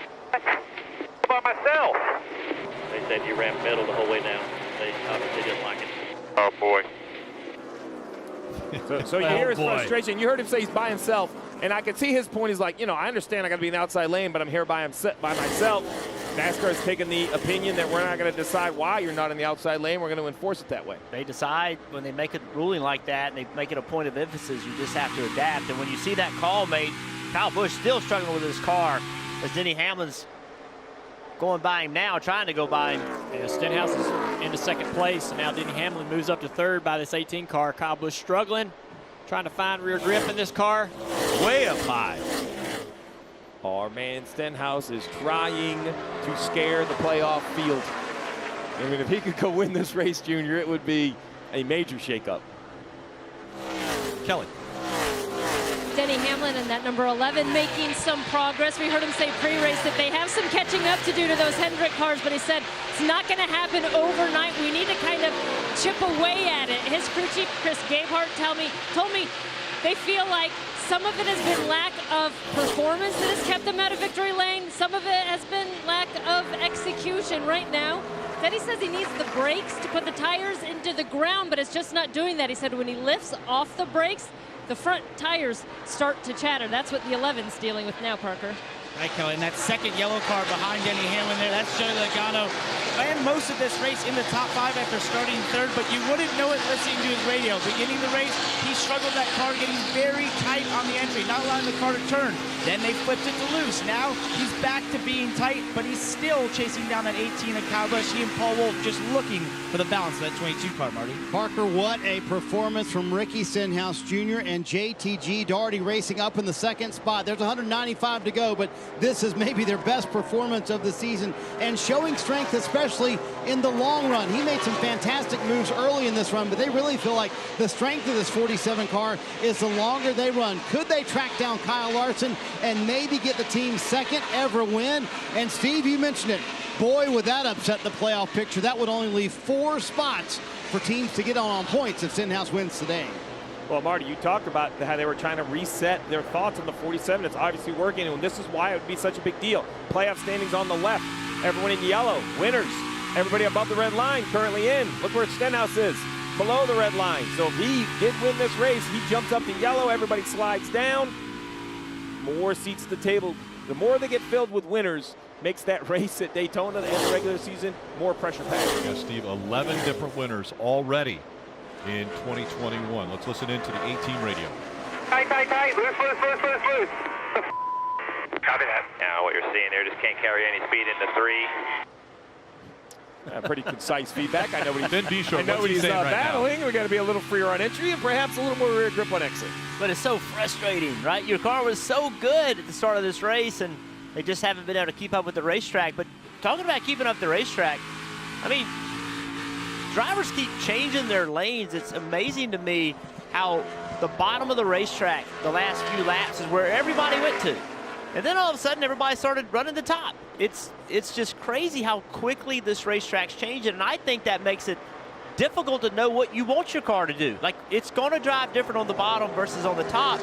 Where do you put your point of emphasis? Where do you say, I got to make my car better? I think that makes it challenging for the driver and the crew chief on top of it. We're looking at the Toyota driver update here for Kyle Busch. As high as first, as low as 21st, currently running 4th. Again, he's restarted on the front row, but has fallen back a little bit under fire from Ricky Stenhouse Jr., his teammate Denny Hamlin.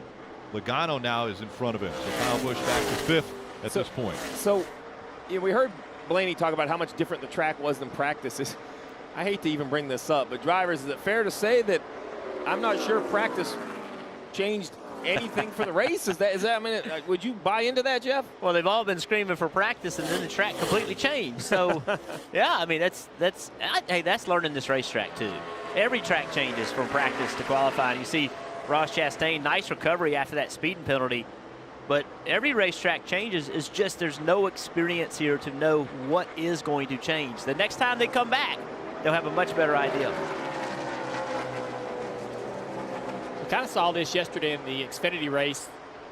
Cars all ran high for early part of the race, and then they moved and gravitated lower as they started to get their cars to turn better, started making adjustments. But late in the run, as the tires get worn, they're going to start moving back up the racetrack. Larson's already in the middle of the track. Denny Hamlin's in the middle of the track. Logano running the middle. Kyle Busch is trying to find any kind of grip wherever he can go at the top of the racetrack here. Behind him, there's cars looking up the racetrack for grip. So track will tighten up toward the end of the race again, and I think the cars will fade back toward the top. Carl Larson out front, 2.8-second lead, a legendary run, and legends on Broadway. We may have visited there on Thursday night.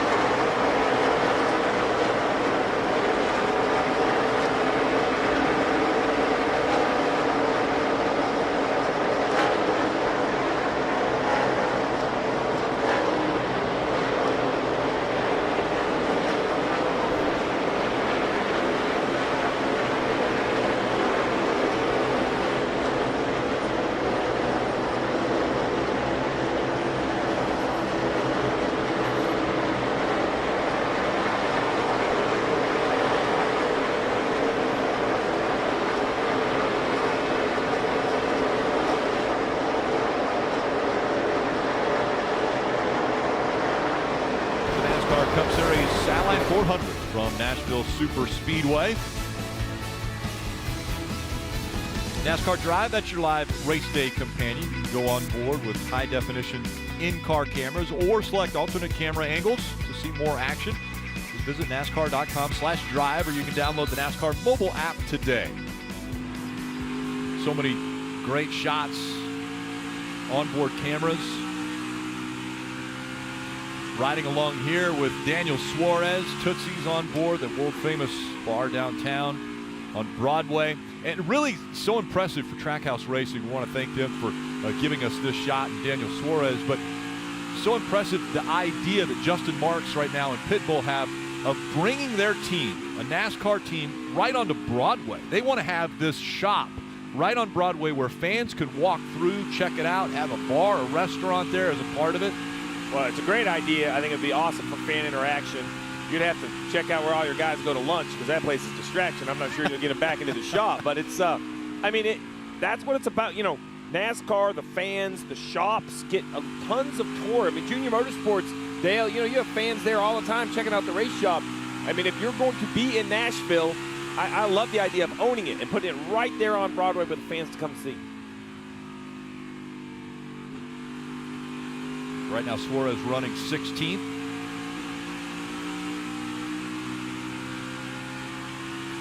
Marty, how's Kyle Larson doing up front with that 2.8-second lead? Kyle Larson having a nice run, I would say, Rick, with that big lead that you mentioned a moment ago. Talked to Cliff Daniels yesterday about this car. It is actually a brand new race car, and he told me this might be my last new race car of the season. And I asked him why that was. He said, well, I wanted a new car for the playoffs, but I am not a big fan of showing up in the playoffs with a brand new car. So I wanted one race on it, and it just happened we chose it here. So this car may show up at Darlington. This could be our car that if we're lucky enough to be in the championship 4, that we might run at Phoenix. But, Steve, it presents an interesting dilemma for these race teams. You know, next year is the next car coming for NASCAR. It's a new next-gen car.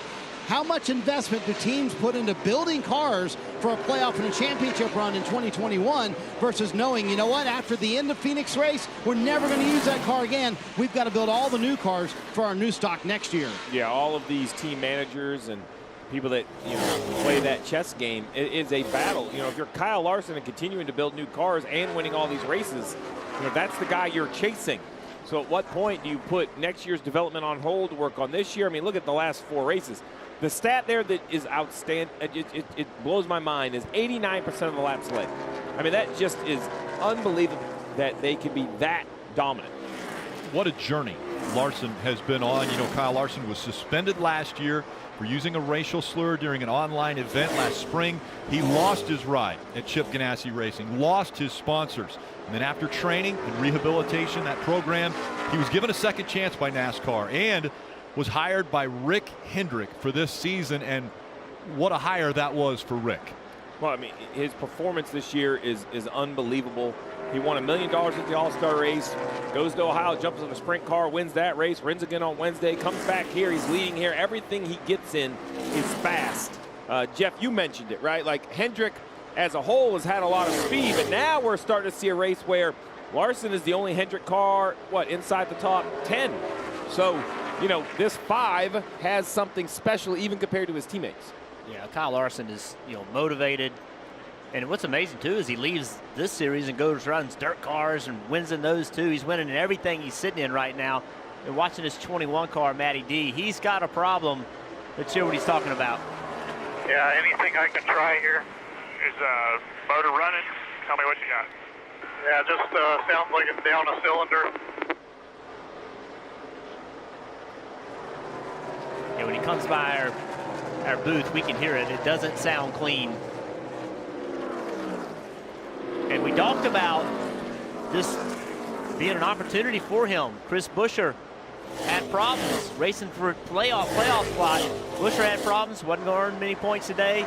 Now this 21 car with this problem may not be able to take advantage of that. Tyler Reddick going by on the outside. That's 18. A long run too, Steve, as far as tires go. Right now 29 laps, the longest green flag run we've seen today, 41 laps. Yeah, and as we close into the kind of the halfway point of this stage, that's when I expect to see most of the guys come to pit road, try to break it up somewhere in the middle. But you know, that last stage is the longest, so you got to use this information right here, this time on a long run, to see which way your car goes, where you move around the racetrack to find a different balance. Got to continue to gather information. Sorry, man. Driver who's trying to turn that season around, Eric Almirola, getting the pole earlier today. Still running in the top 10 here. Worked his way up to 8th position past Christopher Bell a few laps ago, trying to catch his teammate. We used to seeing Eric in that role of battling for one of those playoff positions, and he has had just an awful season this year. But today, an opportunity. He said it before the race. This is their chance to turn things around, and so far, so good. Racing once again in Nashville, and one of the most famous venues for country music of all time, Grand Ole Opry.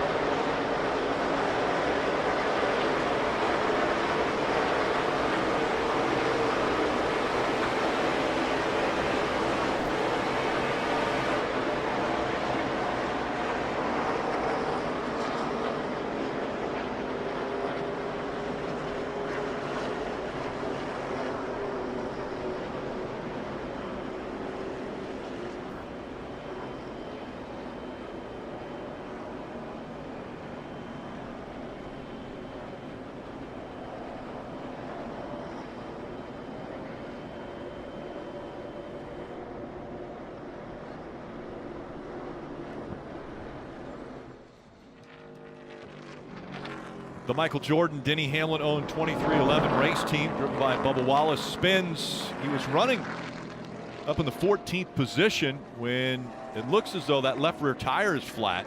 He got sideways, bringing a caution out now for the 6th time.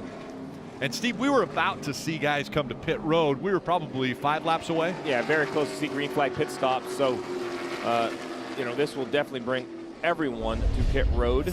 It's kind of been the story of Bubba's season, man. Running top 20s, even better at times, and something like this happens. Not sure if he had the flat tire that caused the spin or not, but they've had some problems, you know, in races and not been able to finish really, I think, where the speed and the potential is for this team just yet. Ooh, that's scary. Scary going back up the track, isn't it, Jeff? Ugh.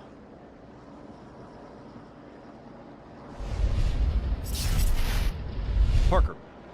And the team there on the 23 is saying that he ran over some bits that were on the straightaway, some debris, possibly rotor bits, as we've had so many cars that have had brake issues. That sort of stuff spreads all around the racetrack. It's tough to pick up, and sometimes they think that's what they ran over and cut down that left rear. We actually got some information. We saw the 77 and the 17 wreck at the same time. We thought that was a rotor issue, but both of their cars, their brakes were intact. So both of those cars, same corner, ran over a piece of debris. So this looks like the third one, maybe for a cut tire. And pit stops happening now. Logano first to his stall. Parker. Logano pits out of top 5 after running there most of the day. Still fighting some issues, especially on the exit of the corner for the 22, but they're getting closer between him and Paul Wolf on the adjustments to this 22. Still strong in the top 5 for Goodyear Tires distributing fuel. Denny Hamlin pits from 30, said he needs more security getting into the turns and more turns from the center office for Goodyear Tires air pressure adjustment for the 11 running. Kelly, we talked about the heat here in Nashville today. Ricky Stenhouse Jr. asked for a little Pedialyte in his water this time. He said the car tight to start off, but it frees up as they run. Want some help with the right rear. Kyle Larson with a blistering stop. They asked him anything we can do to help handling. He said, not really. I feel like we're pretty good right here. I would say so, Rick. Yeah, he wins the race off of pit road. Denny Hamlin grabs a spot. We saw Kyle Busch grabbing a couple spots, and unfortunate here, a wheel coming loose and off into the grass.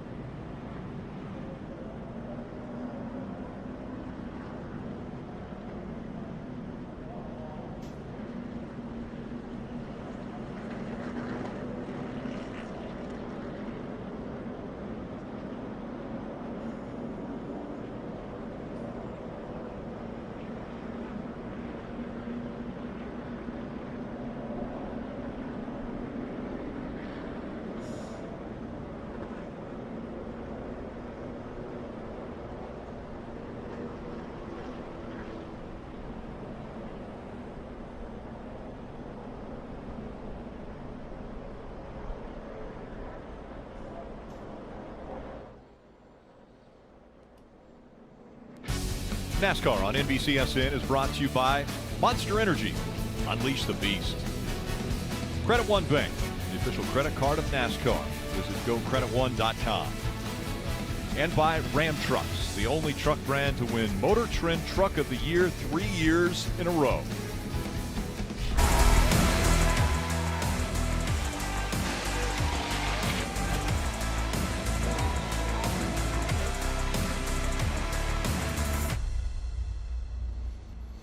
Back at Nashville Superspeedway, and some issues on pit road. We saw the tire come out. That was Christopher Bell, so he receives that pit road penalty, and the hits keep coming for Martin Truex Jr. He was speeding on entry to pit road. I'm guessing the radio on the 19 team probably not so good right now. Yeah, it's just, well, he fixed that one problem. It was too low. he was going a little too in the right lane, but going a little too fast. It's funny up here. It's not funny down there. All right, let's listen in. Here, section 2, and then we also are speeding again in section 5, a lot closer. Well, I guess I'll run 8 green then from now on. Yeah, we do, to your point, we joke about it, but I've been there, and it's just so frustrating when things like that happen. You can hear it in his voice. Doesn't really have the car to drive back to the field. Unfortunately, it's still in the middle of stage 2. We haven't even got the halfway point in the race, so a lot of opportunity. But this is one of them races that survival just comes to mind, Jeff. I know you know it's not a popular word, but a lot of guys are having issues, so just got to stick around. Well, some of the frustration from Martin Truex Jr. is how they're running. Yeah. I mean, we have not talked about them today. We're accustomed to seeing them up front this year, but over the last month, they haven't shown it. And again today, just not the speed we expect to see from those guys. And it stings when 2 of your teammates are 2nd and 3rd. You know, it's not like the whole organization's back there with you. So yeah, it's so frustrating. When you expect to run in the front and you can't, it just eats at you. Kyle and Kyle battle once again. They make up row 1. Kyle Larson, Kyle Hamlin, excuse me. Denny Hamlin, Kyle Busch is back in row 2. Stenhouse Jr. in the 4th position in row 2. He also is running very well. So Larson and Hamlin coming to the restarts.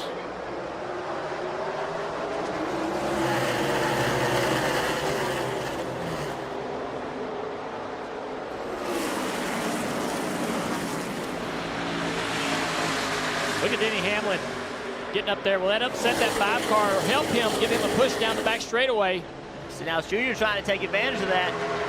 Remember, Hamlin picked that outside lane behind the 5 rather than going beneath him.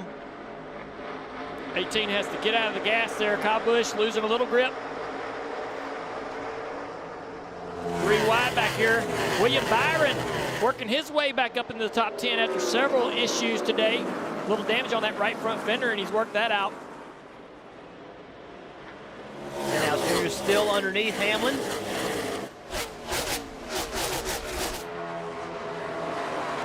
Stenhouse has to focus on that yellow line, get the car hooked to it, go back to the throttle as soon as he can. Really break even with Hamlin and beat him on corner exit just like that. Here comes Logano. I'm so impressed by Stenhouse and this team to have the pace they have here today. Overachieving big time up into 3rd. Well, you said that. This is the most laps they've run in the top 5 since the 2020 Daytona 500. More than 70 today in the top 5, Stenhouse. Can it be the racing surface? Oh, as he gets right up to the back of the 18, going to get him loose. And Stenhouse Jr. trying to take 2nd away from Kyle Busch. He'll do it. That right there is a car that turns. His car turns the corner so well. Right on the yellow line. He got in the corner pretty shallow, so the 18 couldn't get back to his left rear. Look at Kyle chasing it off the corner. Kyle is so frustrated. Look at him. He sees that hole underneath the 18. He knows if he can just get to that quarter panel, shove that air next to the car, it's going to shove that 18 up the racetrack. Stenhouse Jr.'s car is doing what he needs it to do. He's taking advantage of it. Denny and Logano still battling hard right here. How about Harvick in 6th place, not had the year he wanted to have. To me, I told you guys this morning, this is a Harvick kind of racetrack. Got to be precise, hit your marks every single corner. If they don't run well here, they're going to have big problems. This is his kind of racetrack, Marty. And Jeff, that's exactly the point Kevin Harvick told me on the grid before the race. He said, we have to take advantage of these 750 races as Logano gets in the wall a little bit there. Harvick with a nice run on him. He said, we have to take advantage of these races. At the 550 races, we are behind. But here, we can win the race. Harvick showing some strength and some aggressiveness as he races Logano in the 22. These guys aren't playing right now. Still a long way to go in this race. Well, they're taking advantage of taking the air off the car in front of them when they get into these turns. And now Logano pinching down on the 4, trying to keep Harvick down low. And what does Byron do? Does he go with the 22 to push him?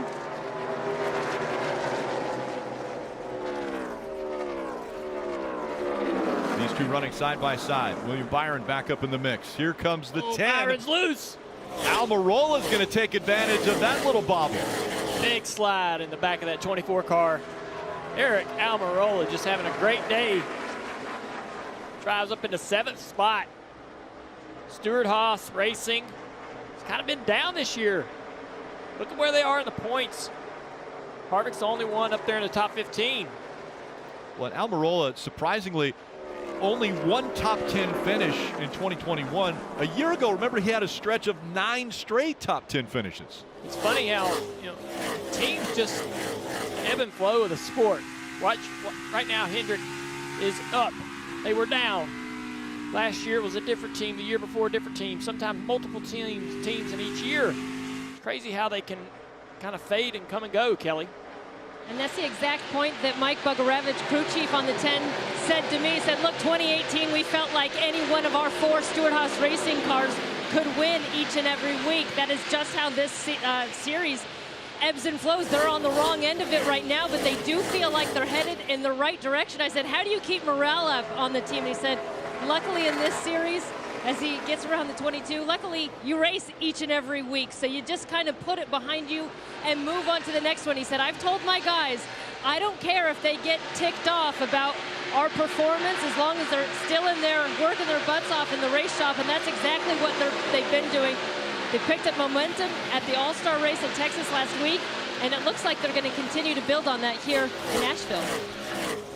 Guys, I want y'all to look at this race where everybody's running 9 laps after a restart, and most everybody is just painting the yellow line. On the very, very bottom of this racetrack, all the leaders, basically everybody in the top 20 is on the bottom of the racetrack.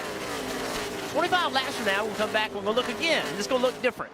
And that's part of a new racetrack. The drivers are learning that now. Where do you want to go? How does this change? Replays of some great battles down the front straightaway. Harvick trying to go wherever Logano's not. Logano really not giving him an understanding of where to be. Then the 24 getting loose right here, checking the back of that car, trying to catch it. Eric Almirola loves it. Like, yeah, I'll take the spot. And again, entering the corners at about 180, still 124 as they're going through the middle as we go NASCAR nonstop.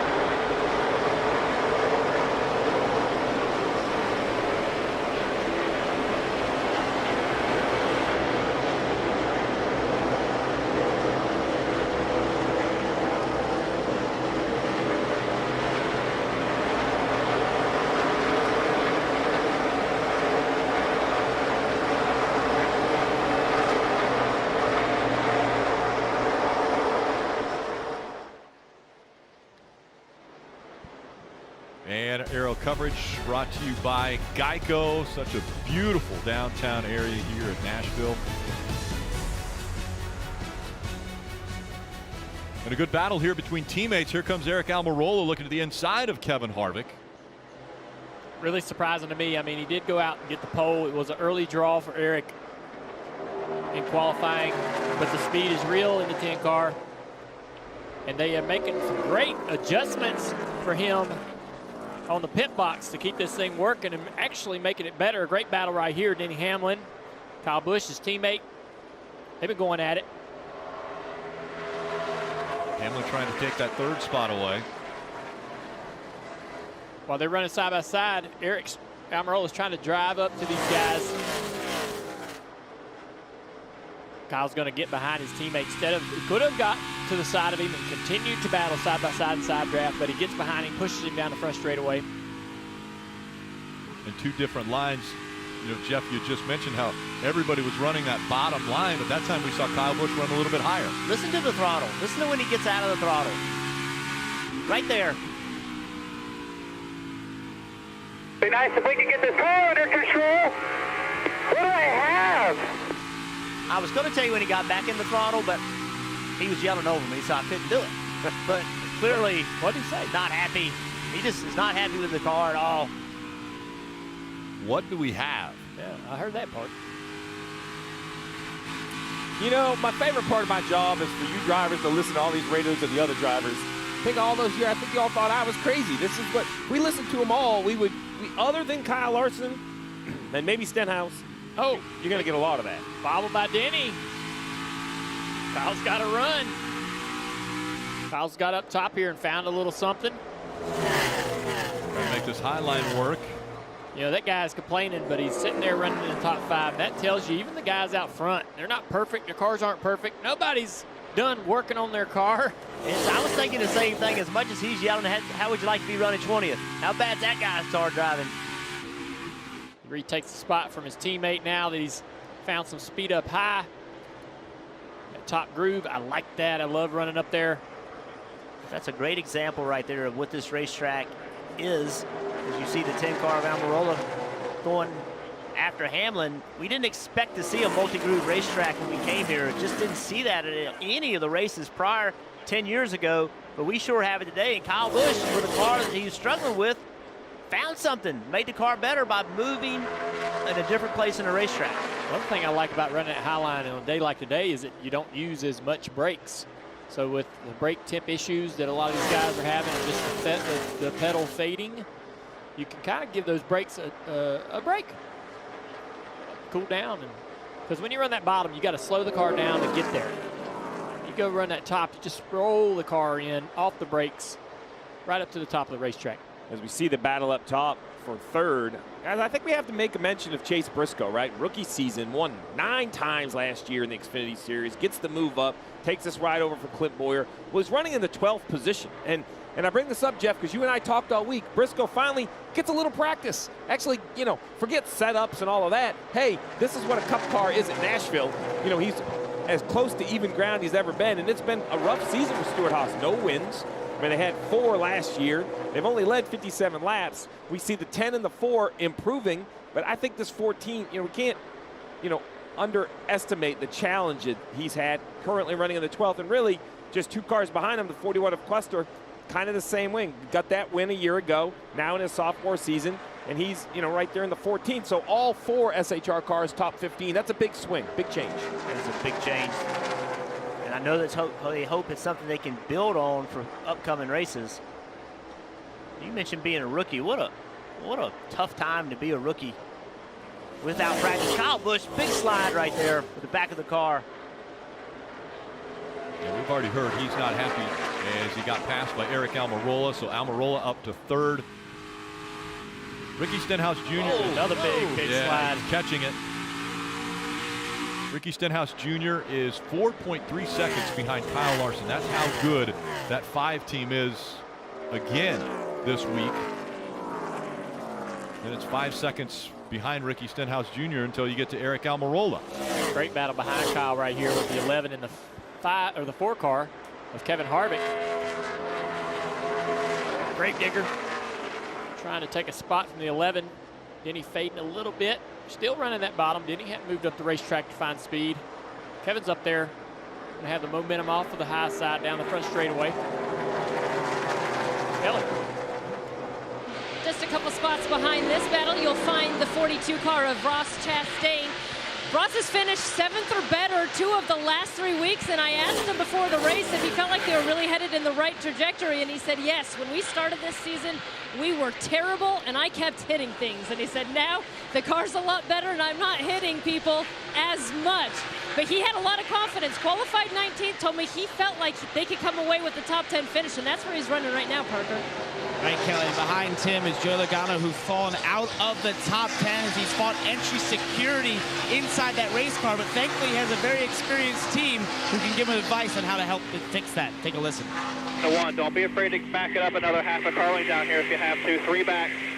Yes, that's it. 3.5, that's what I need right there. Yep, that's what it is, buddy. Good work. Keep digging. That is his spotter, TJ Majors, who's giving real-time advice and expertise on backing up those corners, helping that entry and getting better runs off, but still can't find the entry security he needs, Marty. Parker, it's been an adventurous day for Tyler Reddick, trying to get another spot here from Chase Briscoe. That would be the 12th position. Remember the spin leaving pit road earlier on. So Randall Burnett had to talk him off the ledge a couple of times. Tyler was not happy with himself. They've gotten him calmed down. Car was way too loose. Now they're on the other side of it. Now it's a little bit too tight, but very happy and making his way through the field. If he can get by Logano, that would be for the 11th position. Tyler Reddick, Randall Burnett with a nice recovery for that Cat Chevrolet.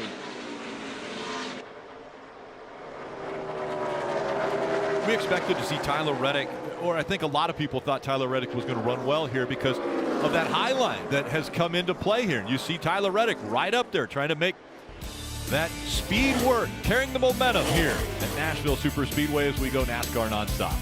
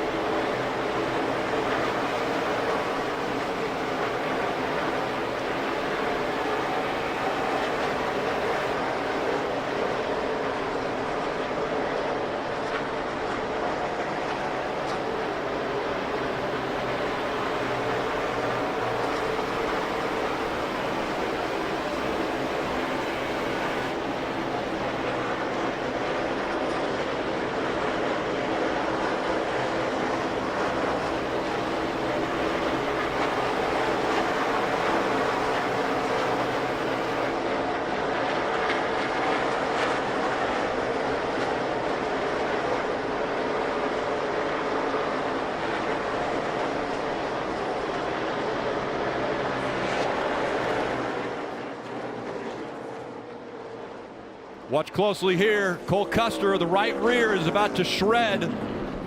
And can he keep it off the wall? He does get slowed down, but you saw the right rear tire go down. And parts starting to fly off that car now behind him. And the caution has come out. Was running 14th. We had talked about Stuart Haas and how things were going for that team and program. And now this issue for Cole. Parker. Yeah, he came across radio and said he had no brakes, and then the flat tire occurred. So either hit something or some debris, or that tire went flat, or lost the brakes, and then obviously the tire went flat. So they're trying to decipher that. Looks like the rotor exploded on the right rear, or maybe the front, and tore the right rear tire off of it. And we now, you know, where is it? Where's the rotor? Where's all the debris? Can NASCAR make sure that the track is good and clean so that we don't have any more drivers running over debris and hitting the fence? You drivers, I mean, under caution, you're looking at the racetrack saying, hey, there's debris here or there, right? You're on the radio telling people. Well, you can't always see it, though. Yeah, I mean, it's not as clear as you would think. These are tiny little pieces of rotor the size of your fingernail that are going to cut that tire. We saw a piece fly off as he was just coming out of turn 4. This is the problem now. You got to get the car jacked up. It's all the way down the right side frame, where else you see all the crew members picking it up. You got to get the jack under it. When they take the right rear off, they'll take a look now and see what's happening with the brakes. With 11 to go in the There's stage. no rotor. Fire. Yeah, you see fire. So there's the fire is from brake fluid, right, Steve? Yeah, you assume the brake fluid or rubber wrapped around the brakes, but you can't tell if the fluid. Pit road remains closed. They work this out.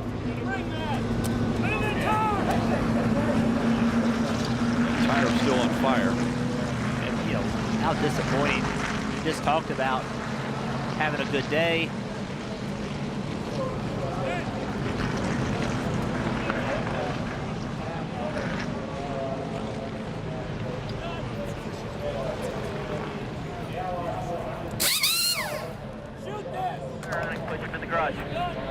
Take it to the garage. He's got too much damage to the hub on the right rear. That's heat, man. It's incredible the heat that the brakes generate. Steve, talk about that's thousands of degrees. Oh, yes, absolutely. It's over 1,000 degrees. You see everything. I mean, it's just completely cooked off. Between the water they put down and everything else, I can't tell if I was leaking fluid, but obviously between the brake issue and the flat tire, there's going to be something they're going to have to repair. Now, this team should be able to repair and rejoin. I don't believe they're going to be on the damaged vehicle because I didn't see them make contact with anything. I think the caution was for the debris. The big question now, though, would tend to go, what do you do? Earlier, the caution came out same time, stage 1. Chase Elliott stayed on the racetrack from second. It worked. He won the stage, but he's only been able to recover back up to the 9th position. So now as the leaders pit again, is it too late in the race to take the same gamble? It looks like it is, as Chase Elliott now will follow the leaders down pit road, Kelly. Eric Almirola will pit from the 3rd position. He told his crew chief that they are really close in terms of balance on this race car. He said he has just a little bit of rear slide on corner entry. They're still going to make a little adjustment. He said every adjustment you're making is headed in the right direction. 4 tires for the 10, Marty. Kelly, the code call from Brian Patty to Ricky Stenhouse Jr. is bravo. We'll see if that's a 2-tire stop versus a 4-tire stop. Said the car was a little bit too free and didn't have the long run speed that he had on previous runs. 4 tires for Stenhouse. Meanwhile, for Kyle Larson, it's 4 tires as well. He said he was a little bit tighter on that run, but he actually liked that. But there were some takers on 2 tires. There you see Chase Briscoe and Tyler Reddick gaining that track position with a 2-tire call. Austin Dillon did the same thing, a 2-tire stop there. Steve, what do you think? I mean, they're only going to go, 7 laps, maybe green flag laps. Can they stay in front of guys with 4 tires? Well, so the question is, you assume those guys with 4 tires are going to pit in 9 more laps, because I think they may stay on the racetrack. It really comes down to, can you make that final stage on 1 stop? I know this is going to make everybody's head spin because nobody likes to talk about fuel mileage racing, but that's really what it's about. How far can you run on a tank of gas? Because if you can go from here to the end of the race on only 1 stop, then I wouldn't pit again at the end of this stage. If I can't, then I do like the 2-tire call. With the 2-tire call, though, you've got to be sure to keep those tires clean. You got hot left side tires. We saw how dirty the back straightaway was with all kinds of tire debris. You don't want to pick all that up on the left side tire. You won't have any grip off into turn 1 on the restart. So you got to work this car really hard under caution to keep those tires clean. Rutledge. Rick, you know, we've seen a ton of support this weekend from Nashville as a city for this track, but we got to give it up. First off, we're over here at the RV party where we have seen all sorts of people, Luke Combs, Cole Swindell. It's been a big party, but obviously this has been supported by the artists in town. They want to come out, but take a look at those grandstands. Again, a sellout crowd out here, and hats off to Eric Moses and his amazing team to take a place like this that hasn't had fans in it for 10 years, to do all the refreshing, all the prep to get them back here, to help them have as much fun as possible on a beautiful Father's Day weekend. I know my dad's watching. Happy Father's Day to all the dads out there, but guys, what an amazing day it has turned out to be out here. And now let's go down to the Peacock pit box where we have Jack, KP, and DJ. That's right, Rick. Tell you what, Kyle Larson has been driving this rocket ship all month long. Who's impressed you behind him, DJ? Ricky Stenhouse Jr., I believe, is the most impressive. I did not see this coming. Although he ran well here in the Xfinity Series many years ago in completely different cars, he's done an outstanding job here this afternoon. Yeah, for me, it's been Daniel Suarez, guys like that you don't usually see that are up there. Ross Chastain has had a good run again today. But I am constantly, I guess I'm really surprised at these brake issues. We just continue to see brakes come apart and the heat that they're putting in. I didn't see that coming. I got to be honest. I did not see that coming until I talked to Eric Almirola down on the grid before the race started. There was a lot of mystery about what it might be like bringing racing back to Nashville. What's been this track, the fans, all the above? What's been the personality of this track so far, DJ? It's completely different than what was anticipated when these drivers were getting ready to come over here. Everybody had always watched the races before, heard that it was probably going to be a one-groove track around the bottom, and it's been everything but that. It's provided great racing opportunities for drivers to move around in different grooves. Kyle Larson seems to be able to go fast whatever groove. Yeah. The most exciting thing to me is that right back there. Yeah. These people in the grandstands right back here, the crowd. I mean, it's been a long time since I've been at a racetrack where they were shoulder to shoulder, seat to seat. I mean, it is packed, man, and the excitement is you can cut it with a knife. It's exciting. And listen, half of them or two-thirds of them are pulling for Kyle Larson, so you've already nailed that one. We're ready for a great finish. Let's get it over to Parker. Thanks, Jack. Well, Kyle Busch started this race in second, has run majority of it in the top 5, but we have visibly seen how loose that race car is. They cannot get the back end into the racetrack. Ben Bayshore has been throwing adjustments at it, but on this last stop, they went to make a wedge adjustment, didn't get the wrench in the rear window, so they didn't get an adjustment in. We'll see how that 8 team reacts here when we go green, Kelly. Eric Almirola and this 10 team have had just one top 10 all season long, no top 5s, and after winning the pole position earlier today, crew chief Mike Bugger-Rabbits told me he didn't want to get too greedy. He just wanted a nice, clean day and to hope to come away with the top 10. But after running much of the day inside that top 5 and putting down some of the fastest lap times on track, they might have to set their sights, a little bit higher, Marty. Well, Kelly, the run of the season for Ricky Stenhouse Jr. and JTG Daugherty Racing up in the top 5 all day long, lost some spots on this stop, and Stenhouse wondered why they lost so much speed at the end of that run. You got to be fast to win the Cup Series. You also have to be lucky. This is the right rear tire. It was going down during that run. That's why they lost all that speed. Brian Patty told me a moment ago that might have lasted 2 more laps top. Steve, that was a very lucky break for the 47 to get the caution when they did. Yeah, huge break. I mean, if there was 10 laps to go on the stage, the tire definitely would not have made it if it was losing air that fast. Another fortunate break for a couple guys, or actually 3. Matt DiBenedetto, Bubba Wallace, Corey LaJoie all took the waiver round with only 6 laps to go. That gets those 3 cars back on the lead lap. We got a full field of lead lap cars, 28 of them, Rick. It'll be 5 to go. Lights are off on pace car as it will make its way down pit road. See on the left-hand side, 2 tires for Briscoe and Reddick. Larson on 4. We'll see if this 2-tire gamble pays off for a stage win.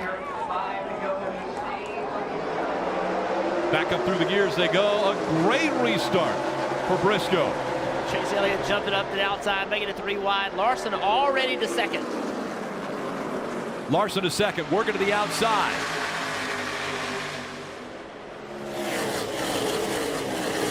Look at that mess.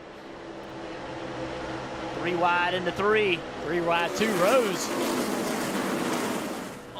4 wide now. They settle it back out. William Byron squeezing his way through in that 24. And now all over the back bumper for the lead. Larson trying to take it away from Briscoe. I I'm not sure if 2 tires will hold Larson off for 4 laps, but it held him off for 1, maybe even 2 laps. Could be a dress rehearsal if we have a shootout overtime finish. Larson's just too fast for Briscoe. But look at that 3 car. He came out of that in 3rd place. He also is on 2 tires. Larson back out front looking for another playoff point as we see teammates. Now Kyle Busch in front of the 11 of Denny Hamlin. The teammates behind them with William Byron and Chase Elliott as Elliott looks to the inside. Shallow entry for Elliott. That's going to cost him a little bit. Spinning behind him. Reddick, he saved it. Losing a ton of spots. Big slide for Reddick. What a catch. As quite a few cars get by him. Now Daniel Suarez working to the inside of him. Coming up on the final 2 laps of stage 2. If you play fantasy, check your garage. If there's somebody you want out of the garage and into your field, you got to do it now. William Byron going by that 11 car up into 5th position. Great rebound for this team after some issues early in the race, showing some great speed. What kind of a car does Kyle Busch have? I think that's the question right now. We've seen him struggling, but we're also seeing him strong as well. Well, he's frustrated with the handling, but it's close enough that with the right adjustments, he can move forward. I mean, Kyle Larson's dominated as you see the final lap of this stage. One of the challenges for Larson when you're this good, though, is how much do you keep working on your car? Everyone behind you is making adjustments. They know you're the guy they're chasing. It's obvious how good he is, but you have to continue to stay ahead of the track. Kyle Busch got a good run off turn 2 on the top that time. Made big ground up on Austin Dillon. Austin still committed to the bottom of the racetrack. Kyle trying to make the top work. Now Austin's underneath Briscoe. 12th stage win for Kyle Larson. And that's the end of stage 2. Good run for Austin Dillon, Chase Briscoe, William Byron, Kyle Busch, Denny Hamlin, Chase Elliott, Ricky Stenhouse Jr., Eric Almirola, and Kevin Harvick all a part of the top 10. I know, Steve, the 3 of Austin Dillon is going to pit here most likely, you know, but putting points in the bank, right? Putting them in the bank. When you have an opportunity to get points, get them when you can. Nice job, nice call, but nice job by the driver to take advantage of it. And Reddick trying the same strategy. Did not work out how he planned. Watch him up here. Big slide. Oh boy. Almost takes Eric Almirola with him here. It's very thankful he didn't. Reddick ended up 17th at the end of that stage, no points. Remember that 3 car of Austin Dillon, he had a broken jack earlier in the race and had to come back down pit road, lost all his track position. So getting points when they can. Yeah, I mean, we have a great chase into the playoffs here, a great lead up into the playoffs with a bunch of different tracks. So you want to get all the points you can, and it's hard to get points when this guy right here is doing this. I mean, 12 stage wins already. I mean, the most for the whole season is 19. And we just came on the air, guys, so we're basically halfway through the year. We've got a lot of races to go still. NBC race 1, so he's had a great run. I want to see what everybody does here, though. I do think the 2 tires are coming to pit road, but Larson and those guys, I'm not sure if they need to come. I think they're going to stay on the racetrack. Sure enough, the 5 stays out. So right behind them, the 3 of Austin Dillon and Chase Briscoe making their way onto pit road. Parker. That was a great strategy call by Justin Alexander there to take those 2 tires on the 3 and get those stage points. An awesome run by Austin Dillon. They asked him if they wanted to take some of the adjustments out. He said, nope, put 4 tires on it. It'll be good. For Chase Briscoe there, you visibly saw it. He mentioned on the radio, I was just way too loose to hang on to the lead there on those 2 tires, Marty. On the near spin and near loss of the car for Tyler Reddick, he said, hey, that one's on me again, referring back to qualifying earlier today. And Randall Burnett said, well, what do you need help with? He said, I'm a little bit too tight, still tight, dealing with that. Got to get him back in the game, though. They clearly have a fast car. If they can make sure that he keeps his head on straight, I think that's the biggest thing for Tyler Reddick right now. The car was sideways, but he was able to save it. And you know that every position is important. What a battle going on between the 24 and 18.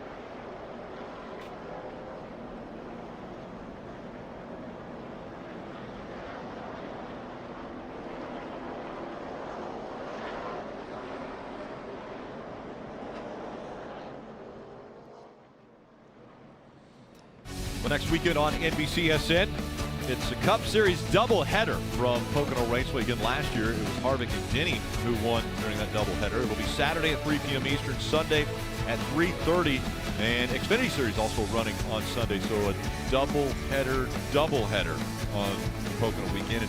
And, Nate Ryan sat down and talked with Kyle Larson this last week, and we'll talk a lot about what last year was like for Kyle Larson. He talked about that, obviously he wished that last year didn't happen, but in a lot of ways he said he was glad it did because it helped him grow as a person. So we'll dive into that a lot more next week at Pocono as we get ready for the restart here. Larson and William Byron, teammates side by side. Does the 24 have anything for the 5? Good push by Kyle Busch on Kyle Larson.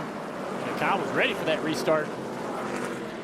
Kyle Busch is going to help this 5 car clear his teammate off of turn 2. William Byron, good to see what he can do. He was the fastest car in practice. Has good speed, worked his way all the way back through this field. Up behind his teammate. Pretty equal equipment here. Kyle Busch, though, back there in the back, losing a spot to his teammate, Denny Hamlin. Stenhouse has got himself back up in the top 5, trying to fend off Chase Elliott down into turn 1. You think there's frustration for Chase Elliott as we see him work into the inside of Ricky Stenhouse Jr., the defending series champion, and right now he's running 3rd as far as his Hendrick teammates in front of him. Kyle Larson with such success, and now we see William Byron up there. Talking to him this morning on the Peacock pit box, I sense no frustration. He seemed to be ready for today. See Kyle Larson in that 47 car, drove into turn 1, didn't get to the bottom. Chase Elliott got by him, and now he's under attack from Kurt Busch.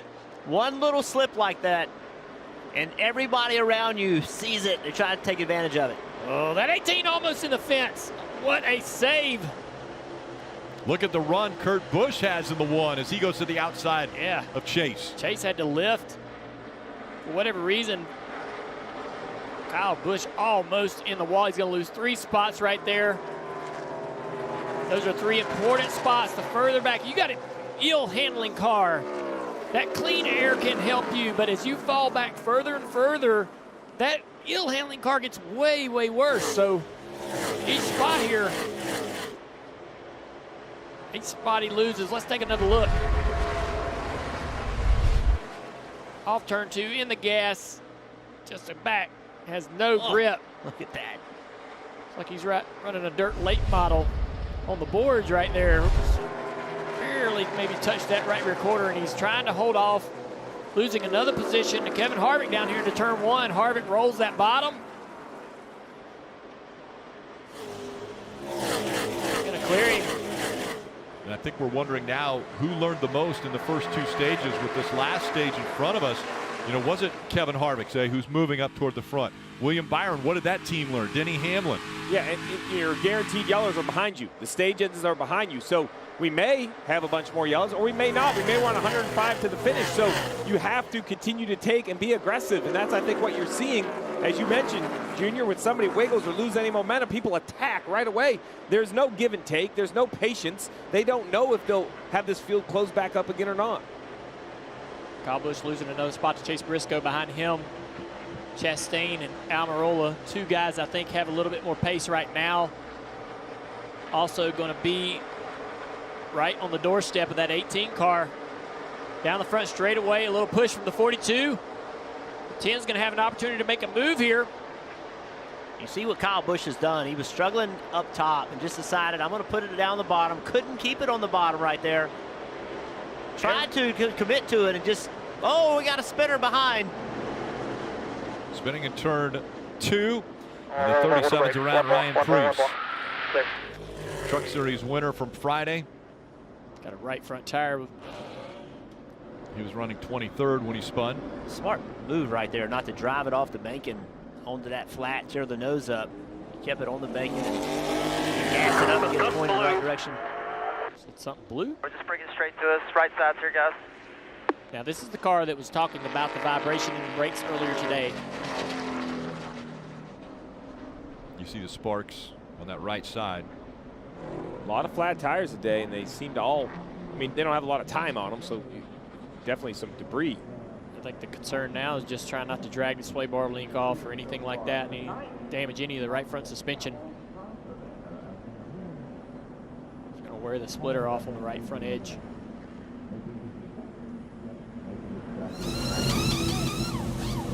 Right side, help him get his jack under there.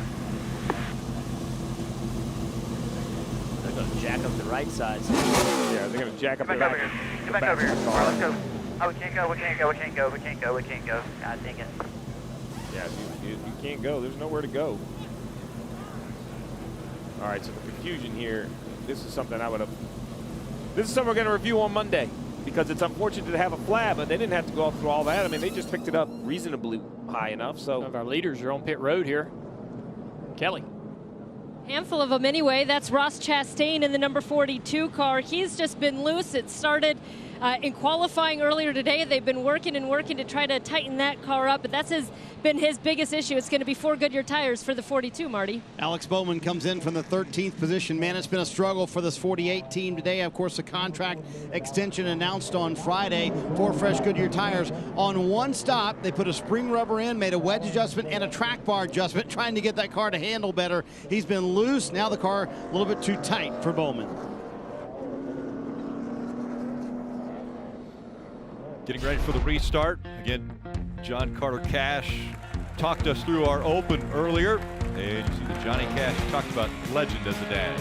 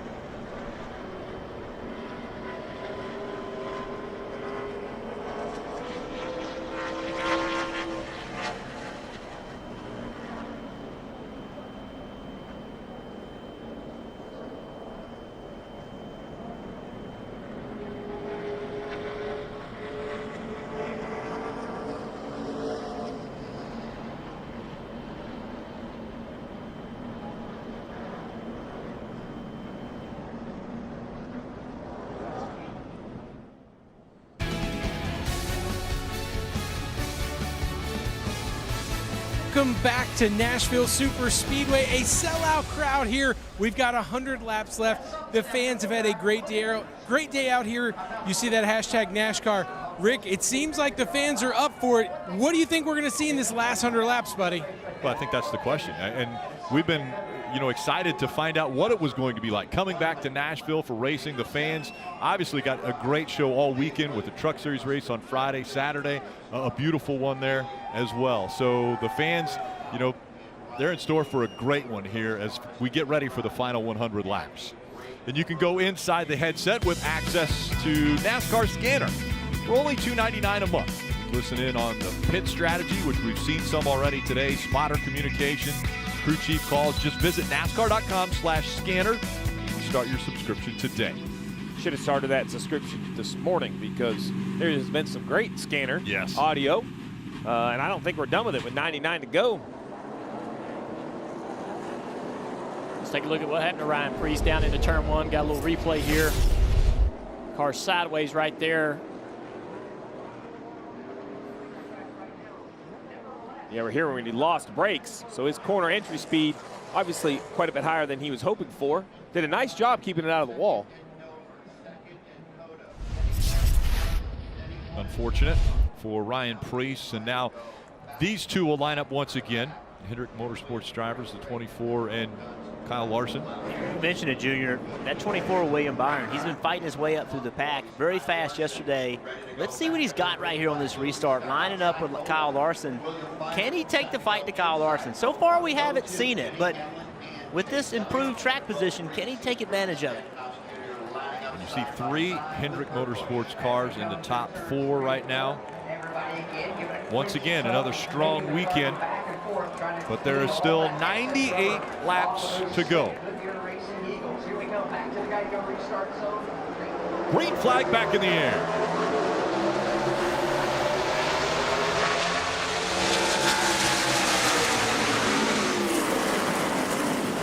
Byron's loose. Way up the racetrack. Here comes the 11. Denny Hamlin fighting down low, but Chase Elliott not giving him any room. I thought Byron was wiping out the 5 car right there. Great job by him. And Larson to see it and react. And the row behind them not to try to drive in there, you know, make it 3 wide, 4 wide. A lot of discipline right there. Oh, the 9 car loose. Chase Elliott sideways, the 11 close to making contact there. They're able to straighten it back out. Used tires, man. Used tires on restarts on a concrete track. So much marbles and debris. Look at the 18 car here fighting 3 wide on the outside, fading backwards. He continues to drop back through the field. Well, and the struggle he has right now, Dale, is, and you know what this is like. Some of these cars have fresher tires than him. As you lose that track position, now the fresher tires are at your rear bumper, making it even harder. Yeah, the 42 and the 6 colliding. Kyle Busch on the outside 3 wide of that battle. Not sure that's really where he wants to be. Yeah, may have made a little bit of contact with the wall. Way up the racetrack now goes Kyle. Oh, man. He fought all day long with an ill-handling car and hung around in that top 5. But things are getting really bad right now. In 18th place, dropping back even further. You have to wonder if there's a problem, right? As slow as he is right now, we've heard a lot of people talking about cut tires. Parker. And he came on the radio and had the team look at the left front right as that restart got done there. So definitely some sort of issue, maybe potentially a rub on the left front or left front going down right now on the 18. You see it's really slow, just trying to get out of everyone's way. Maybe a little bit of contact with somebody has bent that left front a little bit. But I just think it's a bad handling car now in deep traffic. Don't see any smoke, no rubs. And handling even worse. And like you said, Steve, all these guys around him with new tires, it's impossible. He's in a no-win situation. Nobody can overcome that. No, what he's doing now, which as frustrating as it is, he's doing a nice job just not getting run over. Right, when you're this far off the pace, there's nothing he can do but stay out of the way. Don't make it worse. At least have a car to bring to your crew next time for service. Hopefully they can find some sort of repair or adjustment or something to make this car more competitive. Gives an opportunity to shout out to J.J. Yaley in that 51, running in the 25th position, 26th position right now. Maybe taking a spot from Kyle Busch there. They've ran on the lead lap all day long. The team usually not finishing or running this well. They're doing a great job today. Yeah, just his 5th start for J.J. Yaley here in the 2021 season. I just don't believe that's just a bad handling car. I think they've got a problem. I mean, it's as slow as he is. These cars that he's running around, he should easily be able to run with. Well, and you've heard his frustration. And I actually believe that Kyle and crew chief Ben Bayshore this year, one of their signatures is I think they've made cars better, especially in the second half of this regular season. So that would answer more questions, right, Jeff? If something's going wrong under the hood, what the suspension, or something's bent, something, why is it not responding to the adjustments? They obviously know what they have. Kyle told us before the race they made major changes this morning, and it's just not reacting like they'd hoped. Yeah, he called it wholesale. We made wholesale changes before we went out there to qualify. And remember, he qualified second, and he said it was so close to getting the pole. That was frustrating for him. And now to be this far off with just 91 laps to go in the race. I mean, he's a second a lap off of the leader. And you just don't handle that bad. His teammate, Martin Truex Jr., was really struggling early in the race. He was a half second off, not a full second. Kelly. Things were so bad for Martin Truex Jr. At one point, they had thought about going under the hood just to make sure nothing was broken. Instead, they made a Packer adjustment. That seems to have paid off. On top of that, they made 2 pit stops 11 laps apart, and it is a good thing they did, because that second time down pit road at the end of stage 2, they found a cut in the right rear tire. So that one was probably just moments away from going bad. I'm not sure the reason, but this is the most cut tires I can remember in recent history. I have to think, Dale, you mentioned it earlier, it goes back to the original brake problems, right? Some rotors have failed, put the debris on the racetrack, and just a ton of cut tires. Martin Truex Jr. has battled back, though, running 12th right now. Take a look at this restart here with William Byron. Down into turn 1, he's going to get loose. Hot tires, a little debris on those tires. Larson, though, he sees it. That peripheral vision, he senses what's happening on the inside, moves up the racetrack, or else that could have been big for both those guys. And then Chase Elliott off of turn 4 with Denny Hamlin underneath the back of his car. Big slide. And that makes your tires pretty mad as well. And then we've seen Kyle Busch, just the struggle he's had. Little scrape of the wall. Oh, the 99 and 38 having a little contact. Daniel. Man. Go easy. Giving that 38. Yeah, Anthony Alfredo, he's run well today too. He's 20th. Parker, what do you have on Kyle? Okay, just to add on to that story, the team, Ben Bayshore and the spotter were going back and forth on the second radio, having not heard anything from Kyle. So the spotter asked, "Can you hear us?" Go to the center of the racetrack. Kyle responded with, "I can hear you. I have nothing to report." And that was the end. So maybe just an ill-handling 18 car right now. As you said, Junior, just back in traffic, not handling how he wants. What about no lettering on the left rear tire? I mean, is he rubbing somewhere? We've seen it all day long. I mean, I think on low air pressure, it might be getting into the inside of the rear quarter panel and just rubbing the letters off. Maybe creating some unnecessary temp in that tire, making it loose. Well, or if it is, what's moving around to allow that to happen? Is something in the back of the car bending more than it should in a different position? It's a good point, too. Shifting around. These teams work very hard to get the car in the proper aerodynamic position, not just height, but how twisted the car can go down the straightaway, how much you can get the tail to the right. Is there something with this car that is not right? I mean, it definitely looks like the sheet metal's knocked in a little bit above that tire, but it's just not good. Well, look at his hands. Look at his hands with this shot. When he drives in the corner, right, it's all to the left, right? Tells me the front of his car is not doing anything he wants it to do. Just sitting there turning the car, hoping it'll turn and it won't rotate. A couple of cars that came to pit road, get 4 tires on that last caution. Chastain all the way up to 12th place.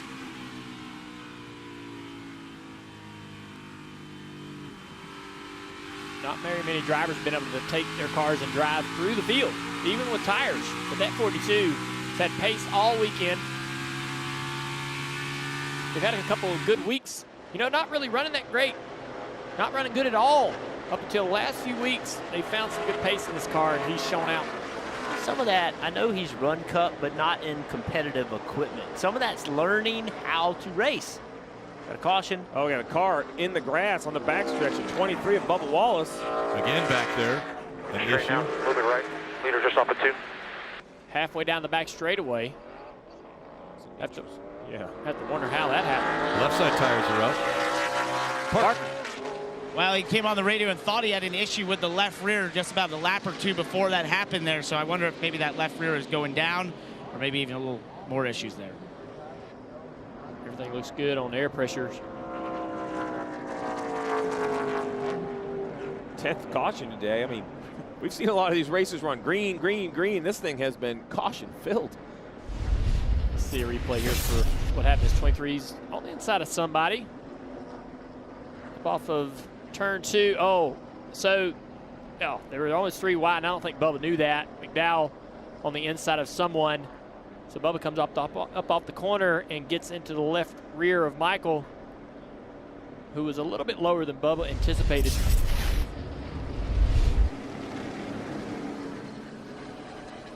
Bubba thought they were too wide, but nope. So caution number 10. A lot of cautions today. I think that's one of the things that we haven't seen a lot of this season. Yeah. And we're seeing a plethora today. Well, we talked at the top of the show, Jeff. You talked about the shape of the racetrack, how it's very different from everything we've seen. We've had a little mechanical issues on top of that, some cut tires, had a little bit of everything that have, slowed the pace down, changed the pace. And the running order, other than the leader, has changed up dramatically front to back. Larson, though, has controlled the race for 186 laps, Kelly. Chase Elliott on his way down pit road, pitting from the 3rd position. He said he's just too free. He starts off good, but then he loses rear security as he runs. He also says he needs a little bit more to lean on, more turn. 4 tires for the 9. His teammate, William Byron, said he's just a little bit too tight, like 2 numbers on the tight side. He came to pit road from 2nd, Marty. Kelly, Steve had talked about the track going through a transition. Kyle Larson reporting that, saying he's been free on this run, freer than he's been all day long, and didn't like it. So they're going to make an air pressure adjustment to tighten them up. Everybody pitting here. Larson will win the race off pit road. They cannot make it all the way. They're going to be about 10 laps short from making it to the end from here. Pretty good little battle there coming off of pit road. Not for Larson. He was easily off first, but Harvick gaining quite a few spots. And the 42 of Ross Chastain is going to stay out. We'll continue to watch the NASCAR Cup Series Ally 400.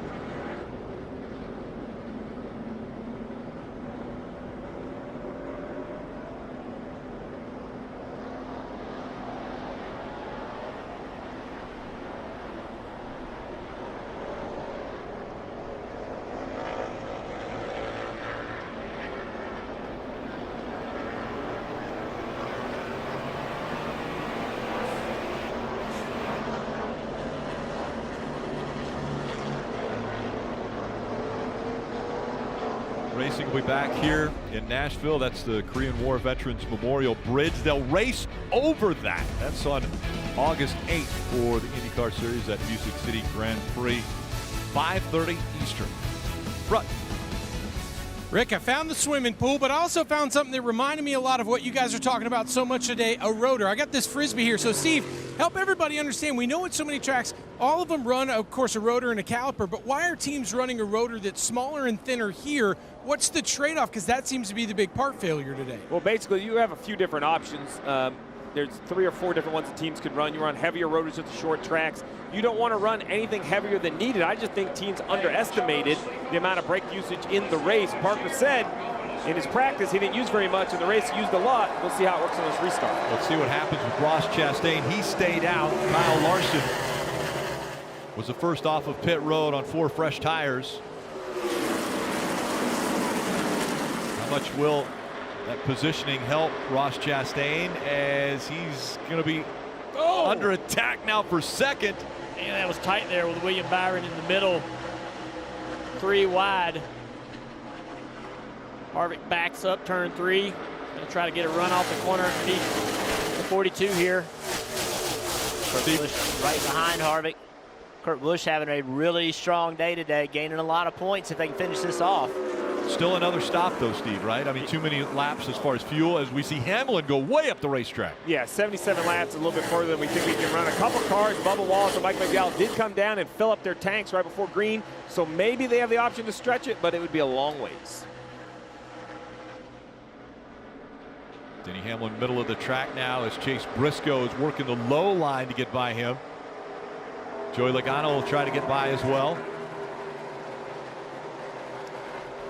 Eric Almirola, we talked about him winning the pole earlier today, was up front, had some pretty good laps run, fell to the back, now trying to fight his way back up. Hamlin way up the racetrack.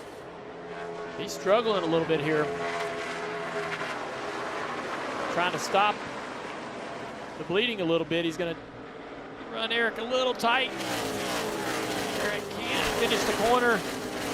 Then he's going to keep it. Back there behind them, the 20 and the 19. A bit of a rebound for both those guys. Christopher Bell and Truex. The back of that line right there, or near the back of the line, you see that white and blue forward for Brad Keselowski. Little pinball here between Suarez. He gets loose, comes down, catches the 19. No harm, no foul. But guys, Brad, I mean, we haven't said his name much today because he's kind of been mid-pack all day. This is another great look at it on the helmet from Suarez. I mean, currently running in the 14th position. Your left rear here.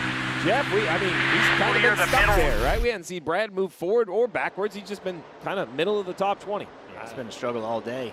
See, this fight still continues. Almirola trying to clear Denny Hamlin. Denny Hamlin knows that Almirola on the bottom of the racetrack just simply outdrove him getting into turn 1. The 14's up the wall. Briscoe. Turn 3 and 4. Missed the corner, got to the fence. And the caution comes out. Oh, man. Decision time, decision time. Looks like the air pressures are up on that car, but he just went into turn 3, went straight up the racetrack. Just barely, got to the wall a little bit, but not super hard. Not sure exactly what happened there. Bring it to the bottom right here. Bring it to the bottom. Parker. He lost his brakes, guys. Came on the radio and said, I lost my brakes down in frame 4. He's running in 7th. Having a good day. How many people have had brake problems today? And Ross Chastain sitting there running in 3rd, Steve. He stayed out and was able to hang on. He had the lead, but was able to hang on in 3rd. So, Chastain did settle in good with 3rd. One guy was having a great run, had a 17-second pit stop. The 47 of Ricky Stenhouse Jr., I was kind of wondering where he cycled out, and it was a slow pit stop. We've heard a lot about brakes today. Another car with brake failures. Listen in what the 24 has to say. We're having brake issues. They didn't have enough brakes. A lot of people exploding rotors. That's what a lot of the cautions have been. I got you. Yeah, my brakes feel good. Like, I haven't really had any issues with travel. Just kind of sometimes takes a little longer to stop than others when I'm back in traffic. A lot of conversation up and down pit road. I mean, there was practice, but first time the Cup cars had been here. And it's... So that's 2 brake issues on the Stewart-Haas cars. We heard Harvick complain a little bit today about his brakes as well. So now the decision is, do you come to pit road? If you were outside of your fuel window, are you in it now? And does that make the decision to come and top off? This will put you closer. 42 of Chastain is the first guy to come, and he gets a pretty long line of cars to follow him. Suarez is also down there. Kelly. Remember, Ross Chastain has been a little bit off pit sequence. He last came to pit road on lap 198, so they've now hit their fuel window, of course, and needed to bring him to pit road. He said the car has been the best it's been all race, Marty. Other than Chastain, kind of 12th on back, came down pit road. Brad Keselowski among them. And yeah, you guys are right. They just haven't had the speed today. Right in front of them, Ricky Stenhouse Jr. And yes, they went from the top 6 all the way back to 18th. That was just fuel only for Stenhouse Jr. to make sure they can make it to the end. They had a problem with the left front on the last stop. That's why they lost all those positions. So a little different strategy. Steve, we talked about this. If you were listening in on scanners or the radios, maybe a strategy call here. Well, we kind of wondered as we see some work continues on Brad Keselowski. We showed the replay where he had banged off a few cars, probably cleaned up the sheet metal. You know, this is an awful thing to say. I don't care who wins the race. I'm not a fan of anybody. I'm just ready to see a good race, but my stomach kind of churned for Kyle Larson in the 5. When you have a car that dominant, you wonder, how can this go wrong? Well, this is one way it can go wrong. They have chose track position, 71 to go. It could be fine, should be fine, but we're pretty confident they can't make it. These other guys can make it, Marty. So when you ask, how can this race slip away from Kyle Larson, fuel mileage is one thing I've now added to the list. Yeah, well, watching this caution, and I think they're curious to see how long this one goes. Is there another one? Cliff Daniels had told them before they went back green, we're about 6 laps short from being able to make it to the end. And I think a lot of the guys in the top 10 were thinking track position. Behind him, Kevin Harvick actually got some damage on that last restart. On the right front, Harvick said, I think we're in trouble here, but Rodney Childers said, if we pit, we're done. We're going to stay out, and you got to live with it. Look at most laps led in the season already. 1,356 laps led by Kyle Larson. You talked about it, Steve, that, you know, how could he lose this race? Well, he's had 3 races where he's led the most laps, and someone else has won. Atlanta with Blaney. Kyle Busch won at Kansas, where he led 132 laps. Dover, he led 263 laps, and Bowman wins. Could be another case today where he has the dominant car, but situations and strategy gives the win to someone else. There's Chase Briscoe, just said he had a brake problem, just too much speed getting into the corner and ended up getting up into the wall. Nice job not to have any worse impact than that. And on pit road, they looked at the right rear of that car, the same issue with the 41. I tell you, you know, it's funny the things that remind you for moments in your career. Unfortunately, I learned all about having the wrong brake package on the car the hard way. It was at Pocono. I was Jeff Gordon's crew chief, and everybody remembers this, probably one of the worst wrecks of his career. You see the damage, and it was the same thing that we're seeing here currently. We had the wrong rotor versus the cooling. It had enough brakes to slow the car down, but repeatedly all day long, it finally damaged the rotor enough that going down over 200 miles an hour, the right front rotor explodes. Unfortunately, my poor driver, Jeff Gordon, goes into the wall in turn 1. I mean, that was the longest time in the world until I saw him climb out or talk to me on the radio. And as a crew chief, you know, there's so many boxes to check at a new track. You have tires and setup and aero and pit crews and pit strategy and all this stuff. It's, you know, it's not one team, I guess is what I'm saying, Jeff, right? There's multiple teams, multiple organizations that have missed the brake usage here. Yeah, that's right, and we talked about it. The front straightaway is longer than Charlotte. So the brakes cool down a lot down these long straights, and you get tons of heat in them all at once. Similar to Pocono. I know it's completely different types of racetracks, but a similar issue. Larson. William Byron will line up in that front row once again. But now for Larson's strategy to play out, he's going to need another caution. He is. Under 3 laps short on fuel. Oh, there you go. 3 laps short on Only 3 laps now, and in 70 laps, he can make that work maybe. Good launch here by William Byron. Oh, Chase Elliott trying to make it 3 wide. Goes all the way down to the apron. Has to come back on the track, and now slows down. Is Harvick able to get by easily? Here comes Harvick trying to work to the outside of William Byron.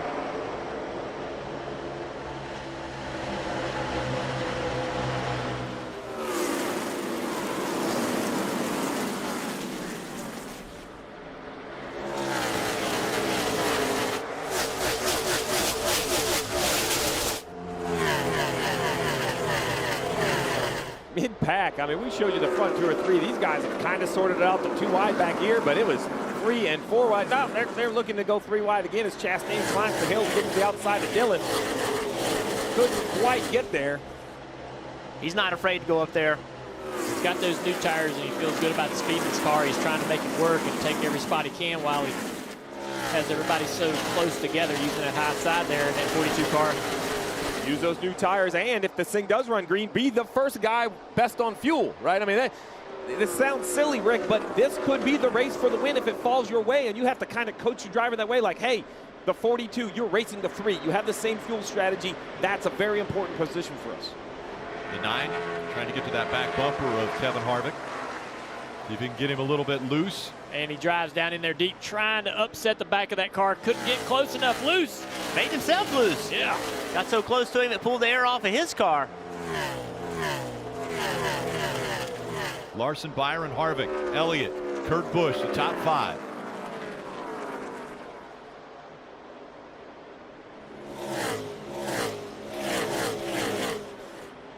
Kevin Harvick a year ago, one of the most dominant cars on the racetrack. He and Denny Hamlin were winning every other race, it seemed like, and now those are the 2 that are still winless in 2021. Well, think about it. We went to Pocono last year for the doubleheader, and they both won those races. And they haven't won this year at all. That's how, I mean, it's crazy to think that they dominated the way they did last year. Just had not been able to replicate it. Hey, Jeff, remember Harvick was worried about that right front damage under the caution, and he kind of wanted to pit. Rodney Childers said, man, if we pit, we're in real trouble then and all the way in the back of the pack. But I don't think that right front damage has really affected it that much. It's kind of hard to see with the black paint scheme, but he got it on the last restart. Yeah, I didn't see much. It was pretty clean. Yeah. This is the time of day. We've seen this track change so much, get really loose for a lot of these guys, but this track's starting to tighten up a little bit. These last few laps, all the way to the end, the guys that are free, the track should come to them. Guys that are tight are going to have a harder and harder time keeping this car working on the bottom. They're going to have to chase up the racetrack, use that higher groove.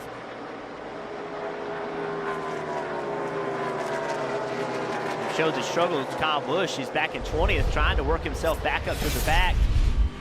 Drives underneath Tyler Reddick right here. 3 wide, a lot of contact. Bubba Wallace, Tyler Reddick, Kyle Busch all fighting for the same position. Did you see his hands? Yes. Yeah. I mean, cross grip, like he was pulling into a parking spot. He had to move the wheel so far. Marty. Hey, Rick, we heard the conversation a moment ago between Cliff Daniels and Kyle Larson about the fuel mileage. Well, here's that whole conversation. You think I could save enough? Yeah, you'll be able to. Let's get it stretched out, and I'll communicate that to you. Don't think I'll have you go to that other page just yet, but what you were doing there, that last run was pretty good. Keep that up, and then I'll let you know from there.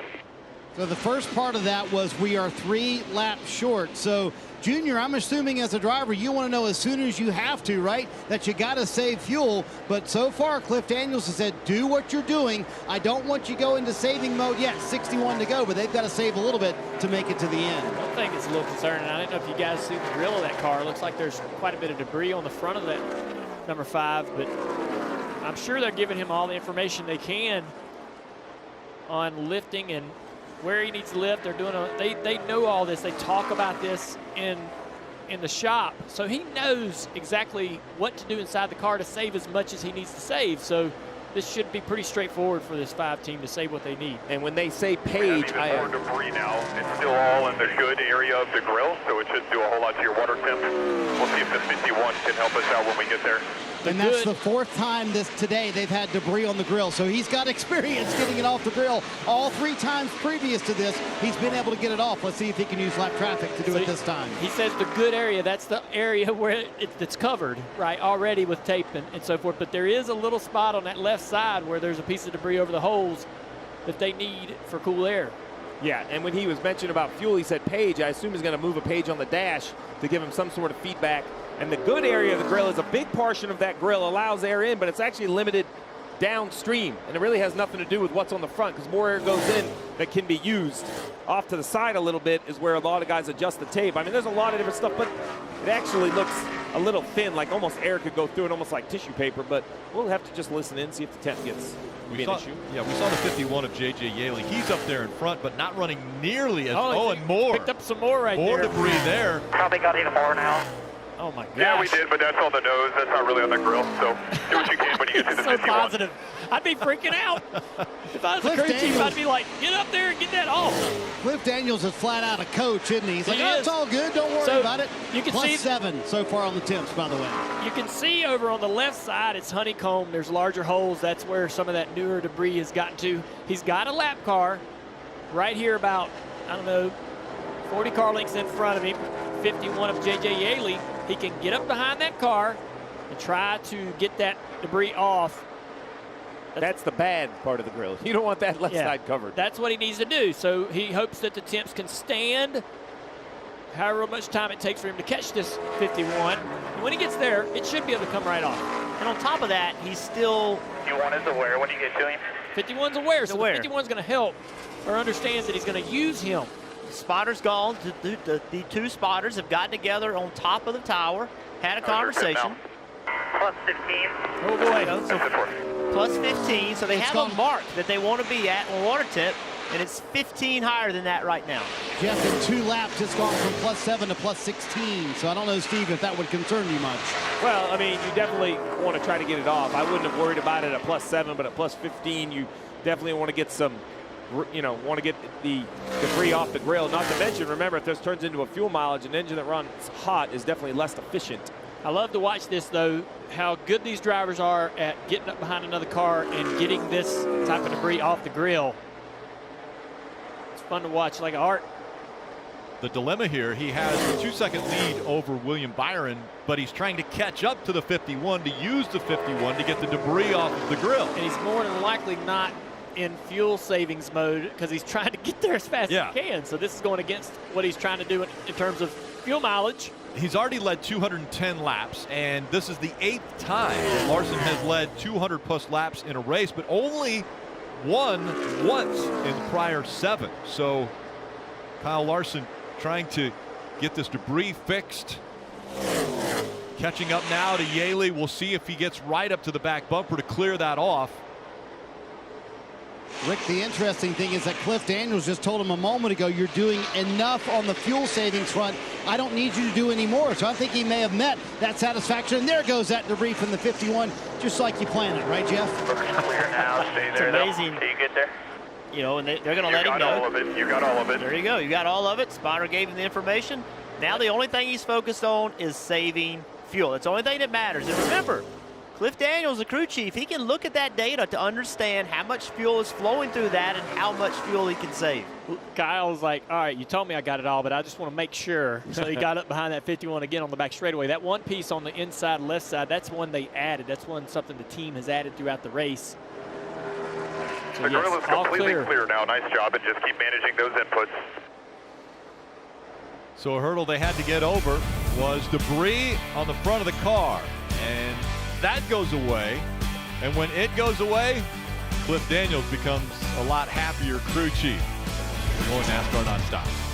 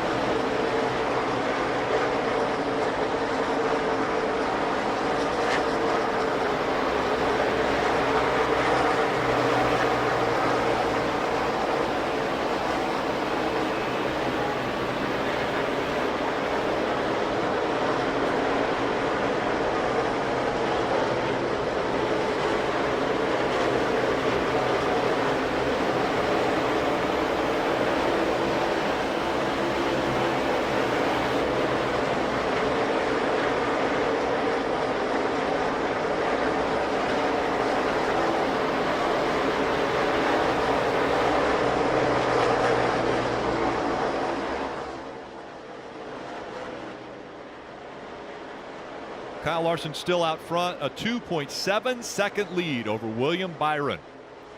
A lot of celebrities here today for a very enjoyable afternoon. Driver, start your engine! Beautiful command out of Luke Combs.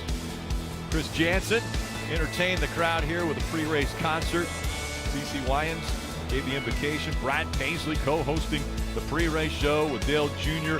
Kyle Petty played the Opry last night. That was awesome. Saints running back Alvin Kamara has been up and down pit road.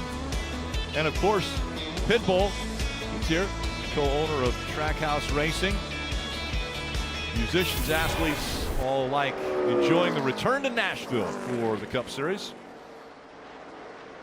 It's NASCAR Cup Series Ally 400 from Nashville Superspeedway. And Kyle Larson, a little bit of drama. I'm not going to say it was a lot, but there was a little bit of drama there as he has now led 220 laps. But a little bit of temperature coming up on the front of that car because of the debris that was there. It was cleared off. Now Kyle Larson is going to be close on fuel, so we're going to have to keep our eye on that too. Kelly? Behind him is teammate William Byron, who's had such a strong day, a strong weekend, really. Remember, he was fastest in practice, and they attributed that largely to his experience in the truck race Friday night. That afforded him the comfort to go out strong in practice from lap 1. But remember, they started from the rear of the field after an unapproved adjustment prior to qualifying, so they had to make up all of that ground. 2 words have been preached to William over and over by Tab Boyd, his spotter. That is patience and discipline. And it might take a little discipline because the team has told William he's about 2 laps short on fuel, Marty. Kelly, we've seen the strength from Ricky Stenhouse Jr. and JTG Doherty Racing. Remember that pit stop they had a little while ago that sent them back in the field? Well, they have driven from 18th to 10th and have consistently been one of the 5 fastest cars on the racetrack for the last 15 laps since we went back green. And I talked to Brian Patty a moment ago. He said, if we can get a caution and bunch up with everyone else, we can continue to run in the top 5 as he gets another spot right there from Christopher Bell, moving into ninth, Parker. And behind him, back in 13th, is Daniel Suarez, that 99 Trackhouse Racing car. Travis Mack, his crew chief, came on the radio a little bit ago and said, we're the 3rd of the cars that can make it. Not thinking that any of those cars that didn't pit can make it, and therefore take care of it. We're in a great position here. This could be a huge day for Trackhouse Racing in a town that they're calling home, that they want to build a shop in downtown. This could be one of the biggest days in this young team's life here, although he just came on the radio and said, I'm having brake issues on the 99. Watching Chase Elliott struggle just a little bit as he fades back. Watch the hands. Check this out. He's moving the wheel in there. You know, you watch these guys go around the racetrack, and if you're not looking at his hands, you'd never thought he was sideways, but just how much difficulty there is going around this racetrack for these guys. Slick racetrack, challenging, hot. It's fun to watch. So, Steve, we see on the left side, laps since pit, 42. We know that there's 39 to go. You mentioned that pit window is right around 65 to 70. So, obviously, this is going to be a little bit of a tricky run for some of these guys up front. Yeah, well, the key is those guys that are 32. Look right here. You got Chastain, 32 laps. Stenhouse, 32 laps. Suarez, 32 laps. So they have 10 more laps of fuel on board than the leader of Larson, but we continue to hear over the radio them discuss the fuel. How am I doing saving compared to him? Better. You've been better every lap so far. And you're still faster, so keep it up. Give me just a little bit more. Do it on the corner entry side of things. Just keep backing up your lift on entry. So basically, fuel savings is a bit of an art and a bit of a science. You know, you can science it out all you want, but the driver has to go accomplish it. They have obviously a plan that they've discussed well before today on how they would like to save fuel, because they don't have to go piece by piece, right? They're talking the same language without us getting all the information. So it's either less brake, out of the throttle sooner. I mean, somehow you have to be, right there, guys. I mean, somehow you have to be using less fuel. So usually it's less brake into the corner and less time it wide open. Well, watch what he does. Goes full throttle, right? It's full throttle. All those green dots. He comes off the throttle, right? Really early. Just stays away from the throttle, lets it roll, uses very little brake. Keep that rolling resistance down, goes back to the throttle nice and smooth and easy. You heard Cliff Daniels say, give me more on corner entry. There it is. He's way out of the gas early. And you can almost run about the same lap time. You just use less brake and allow the car to coast down into the corner. God, that used to make me mad. Save me some fuel and you go faster. Like, well, what have I been doing all day? What was I doing wrong? He stretched the lead out. So is William Byron saving more or going a little bit slower around these the turns at least? Well, you heard Cliff Daniels say that Kyle Larson was actually saving more fuel. So, listen, Kyle Larson's been faster. Like when you're faster and you lift earlier, or even at the same point, it rolls easier. Let's listen to what they're talking about, William Byron. Back to saving a little bit. Back to saving. You bring on the earlier lift, less brake. Earlier lift, less brake. That's what Kyle's doing. So just so everybody's clear, every team can look at the data coming from every bit of their competition. So they're just sitting there looking at the data saying, all right, here's how much brake pressure he's using. Here's when he's getting out of the gas. And all that information comes back to William Byron. Now, in this case, they're using it to save fuel. In other cases, they use it to try to help their driver understand where he's giving up speed. That data is just really valuable. Marty. Meanwhile, 34 to go. Brad Keselowski, a moment ago, we were talking about him back in the 15th position, but now he is the last car on the lead lap, about to go down a lap. Kyle Larson closing in on him, even saving fuel. Keselowski, like everyone else, saying the brakes do not feel right. It feels soft. So, Steve, your driver, if you were out there and he was saying those things, what do you do? Ride it out at this point with 33 to go? I'm sure you're concerned for your driver. You don't want another brake failure like we've seen today. Well, you have to be honest. You have to let him know there have been some brake failures. Let him know the real situation. But you do have to. I mean, you have to ride it out. You can't come in. There's not a repair you're going to do at this point. You can't change your brake package. I always found though, you got, like your mother and father told you, honesty is the best policy. Your job is to let him know that what he's feeling we have seen before, and allow Brad to find a comfort level to complete these laps. But imagine if you're a driver out there and all of a sudden something does not feel right, and you've seen cars have failures and issues and hit the fence, and you're sitting there, your day's not going well, you're not fast, and now you might hit the wall any minute. In your mind, that's the way you think, is that, man, this thing is, there's a problem developing and I don't want to crash, right? I don't want to hit the wall hard. And so it's such a tough thing to do when you have loose wheels and all kinds of other things to gut it out and stay on the racetrack.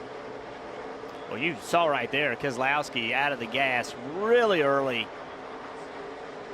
He's being super careful here. Or maybe he just has no brakes at all, or he can't even use them. I mean, he is crawling into these corners. One team using either more fuel or better tires, or the combination of both. For 42 of Ross Chastain is outside his teammate Kurt Busch, and right here you see him, he's driving up to the 6th position. So, plus 10 since he put tires on. It's hard to say whether the fresh tires are helping or just the fact that he doesn't have to worry about fuel. Let's listen in to the 9 team right in front of him. I think I've got either a loose right rear or a tire that's coming apart, one of the two. Getting worse? Yeah, it's gotten worse like the last couple, but I'll keep you posted. Feels loose, right rear. And then Alan Gustafson asked Chase, how much confidence do you have in that right rear? And he said, as much as I can have. They're opting, obviously, to leave him out on track now, but the pit crew certainly sprung into action when he first called over the radio, so we'll keep an eye on that 9. Same conversation as the brakes, Rick. In the end, no one knows. Listen, buddy, we're here, we're ready. If you get to a point where you're uncomfortable, you need to pit. I'm going to support you, right, wrong, or indifferent, because it's all in your hands. I have no idea what you're feeling and the severity of it. And as a driver, it's such a difficult call to make. I mean, it's so difficult. If you pit right now, your day is cooked. It just didn't go well. And also, I don't know that every crew chief has had that same conversation with their driver, Steve. You make it sound like that's a really nice thing you're saying, but I'm in the car, and maybe my crew chief hasn't given me that confidence that he's behind me if I think I need to come to pit road. I'm sensing this conversation didn't happen 10 years ago. It didn't. It didn't happen between me and Steve. Oh, yeah. Well, no, I'm saying, no, Steve was always very supportive, but I've had some situations where I felt like, man, I was on an island, and that's a tough thing for a driver It's late in the race. You don't want to. You throw the race away. You Yes. give it all away when you come to pit road to tighten up a loose wheel, and you're the one that made that choice. No one else in the pits made that choice but you. It's a tough thing to do. And the one time you pitted and they said we found nothing wrong. We've all done it. Yep. We found nothing wrong. Well, then what do you do the next time? Well, the other thing I'll add, though, is with the lug nut rule, if I'm Alan Gustafson, I have to decide whether I'm just going to pin him anyway and tighten it up. Because if you end the race and you have 2 lug nuts loose in the right rear off the wheel, like really loose, then you won't be around next week. So that's another new little wrinkle into this lug nut conversation. Kelly. Just ahead of Chase Elliott, Ross Chastain, who is now back inside the top 5. Remember, he came to pit road at lap 229, so his tires are 10 laps fresher, but more importantly, he is good to go for sure on fuel. So if these other teams can't save enough, he looks to be in the catbird seat. Ross Chastain. 7.6 seconds back and 26 laps to go. Seems like a lot of time. Well, you know, he also is not in the playoffs. He would be an outside guy jumping in to the playoffs with a win today. He's 20th in points. So if he were to win this race, look what it does to Buescher. Look what it does to Reddick, because it moves them down. And it has not been a smooth start to his Chip Ganassi Racing Cup Series campaign. Like, we state this time and time and time again, Sundays are tough. These guys are great, front to back. And, you know, Ross, though, has continued to improve. That's what you look out of any young driver. This would be quite the improvement. Well, I'm glad they've stuck with it to see that improvement at Ganassi. Not a lot happening for that team this year. But for the last several weeks, things have gotten better, and here we are today having a breakout run.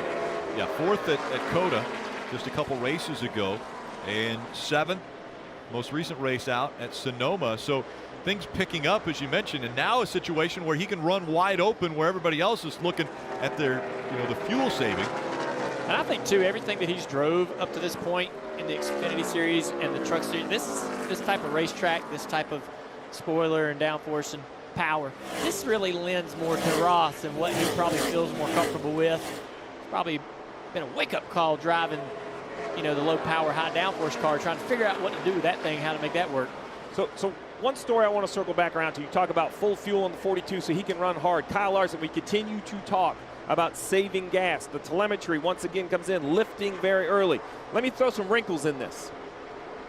There isn't a fuel gauge, so it's a lot of math calculations. Jeff, you are assuming it was completely full the last time you came down pit road. A little bit of air in the system when you plug that gas can in. You know, if you don't pick up as much, then that messes up your calculations. You know, it's still a calculated guess. I mean, there are some assumptions in this equation. Well, with a 4-second lead, I think you have to factor that in, right? Lift even sooner. Save way more fuel than you think you may have to. Can I throw one more wrinkle at you, crew chief? We just went 47 green flag laps. That's the longest green flag run that we have seen today. Well, I'm also talking to my driver. We can't just focus on fuel. How's your car? Because if we have another piece of debris hit a tire, we've seen yellows, we've seen all kinds of issues, we've seen brake problems. If the caution comes out, we're done with fuel. Now we have a short run. Do we need tires? 2 versus 4. What kind of adjustments? How good have you been in the 20-lap sprint? So there's a lot. Good on fuel, plenty good on fuel, and no reason to push it at this point. So That's the word to Kyle Larson from Cliff Daniels, and what they've been comparing to is Ross Chastain. That's the car they're worried about, but he was waiting to give him that word. He just got it. You can go as hard as you want now. So also the communication from Cliff Daniels on that last restart was we're low on fuel, but I don't want you to save fuel now. I want you to go ahead and take off. Why? Because if you get a caution, you're going to need short run speed. And you need to understand what your car is going to do so you can communicate that to your crew chief. So Kyle Larson took off on that last restart. He knows what he had. And I can assure you Cliff Daniels knows that well. And he's already got that in his brain, Steve, about what do we need to change on this car if we do get a late race caution. So we say 4 seconds, 4.5 seconds lead. Let's look at what that looks like. Back to Byron, Harvick, Almirola, Chastain. There's your leader right there coming off of turn 4. There's Byron, Harvick. There's Chastain in 5th. That's how far he has to go. He's about the length of the back straightaway. Running faster laps. Hey, so on the left side, I know we keep talking about Larson, but look at a group of drivers. Look at all of these 63s right here. So I know Larson's fighting for the win. Well, let's talk about Harvick, how important the day is for him. Almirola having such a nice run. Kurt Busch trying to make something happen. Bell recovering from that loose wheel that rolled across pit road. You know, Jeff, we talk about, you know, Larson, because the winner is obviously the big story here, but any of these good runs inside the top 10 can go away with mismanaged fuel and not being able to save it. Well, look at these two cars right here. They are 17th and 18th in points. And whoa! Oh, gosh, that was almost. Ricky said, I want to get up there in front of you. I mean, we're almost going to have a caution here. I just don't see it going all the way green. We've had too many issues with cars, problems, flat tires, and things of that nature, and I just don't know that these cars can take it. The temperature they're seeing in the brakes has got to be, you've got to be getting to the crossover point. Somebody is going to push it a little bit too far. So I just got my notepad out. If I'm on pit road and I handed a note to my tire guy and I'm giving him 15 to go air pressure, we're going to go up a couple pounds all the way around. 10 to go air pressure, go up a couple more pounds, right? That plan is already being instituted every single race because he needs to be ahead. You know, it takes a little time to get the air pumped up in the tires. Because I'm with you, Junior. My gut tells me that why all of a sudden can we run green? We haven't been able to do it all day. You have to be ready. Oh, contact! Stenhouse Jr. up into the one of Kurt Busch. Looked like they might have touched, but it was really close. Maybe not. Stenhouse trying to get by that one car on the inside, and Kurt fighting hard to keep that 6th spot. It's a good run for Kurt. They haven't had too good a year. Here it is. Yeah, definitely some contact there, Rick. Lettering off of the right front of Ricky Stenhouse Jr. How aggressive does he get now? Well, you have to wonder, too, with, you know, both of these guys have good days from a point standpoint. Fine from here. Like if you're Kurt Busch, you almost just give this spot up. Like Stenhouse has put me in a bad spot a couple times. Is it better just to give this spot up and over 1 point, right? Yeah. I understand you want to race for every position, but this has been a big day for Kurt Busch. So many better decisions are made way up here in the TV booth. I mean, oh, yeah. Hey, listen, I'm over 50 and I'm watching now. It's a lot easier. Let's get a few more updates as we have 13 to go. Marty? And what a run for Kevin Harvick and his race team. They're sitting in the 4th position right now, actually sitting in the 3rd position right now. Rodney Childers just told him a moment ago, you're good to go on fuel. And we talked about a moment ago, Stewart-Haas Racing needing a run like this. Harvick told me this is a racetrack where we have to take advantage of it, and they're doing it today. They haven't had a top 5 since Kansas earlier this year. It would be a much-needed finish if Harvick can finish here, Kelly. Denny Hamlin running in the 10th position. He just doesn't feel like he's had the race car to compete much throughout today. At times saying, I'm giving it all I can. I've got nothing for these guys. Well, he also may not have enough fuel. In fact, his crew chief, Chris Gabehart, many, many laps ago, very decidedly told him, we cannot make it on fuel. And I can see his pit crew sort of readied at the wall. So we are expecting at some point here for Denny Hamlin to give up his track position because he's going to have to come in and top off with some fuel. Look at this. Kurt Busch back to the inside of Ricky Stenhouse Jr. Kurt entered the corner really low, real shallow. That will probably really hurt his exit speed, but it doesn't. Stenhouse got way up the racetrack. He's able to stay in front of him. Just this is the type of day, you know, Marty reported earlier in the year or earlier in the day. 47 started this year with the mentality of just run where the car belongs, keep equipment. And then the last 6 or 8 weeks they got off that, had a couple accidents, right? They kind of refocused, and it's showing. Not only are they running where the car belongs, but they brought a car that belongs in the top 10. It's a great combination for the 47. Chastain up to 4th, Harvick running in 3rd now. Chastain closing that gap. Big run down the back straightaway on this 4 car. Lap car ahead for Chastain is going to take his air away. Of course, he's way up the track. Chastain can see 2nd place. I mean, there's William Byron. Oh, Harvick ran a little low there and slow off the corner, and that's going to give Chastain the chance. Here we got a car on pit road. Truex Jr. That's, you know, that's frustrating when Larson is the fastest guy here and he can make it on gas and you can't. That's like the double whammy. Right by Kevin Harvick, so Chastain up to 3rd. Just a few car lengths behind the 24 of William Byron. Under 10 laps to go. 9 to go now. The lead 5.5 seconds for Kyle Larson. You know, the last time the Cup Series raced at Nashville, the Hendrick Motorsports number 5 car was driven by Jeff Bodine. He won that day. He started from 5th. Larson started from 5th in the 5 car. Chastain moving in on this 24 to 24. Byron's going to let him go. Byron must think he's still in fuel conservation mode, not going to defend that position. Jeff, they've told William to have his finger ready on that fuel switch. Not to go to it yet, but he's got to be ready to hit it. Cannot race hard. We're just going to barely make it.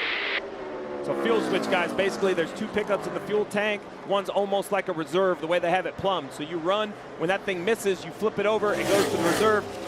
Track this size, I'm guessing 1. You might try to get 2 laps to finish the race.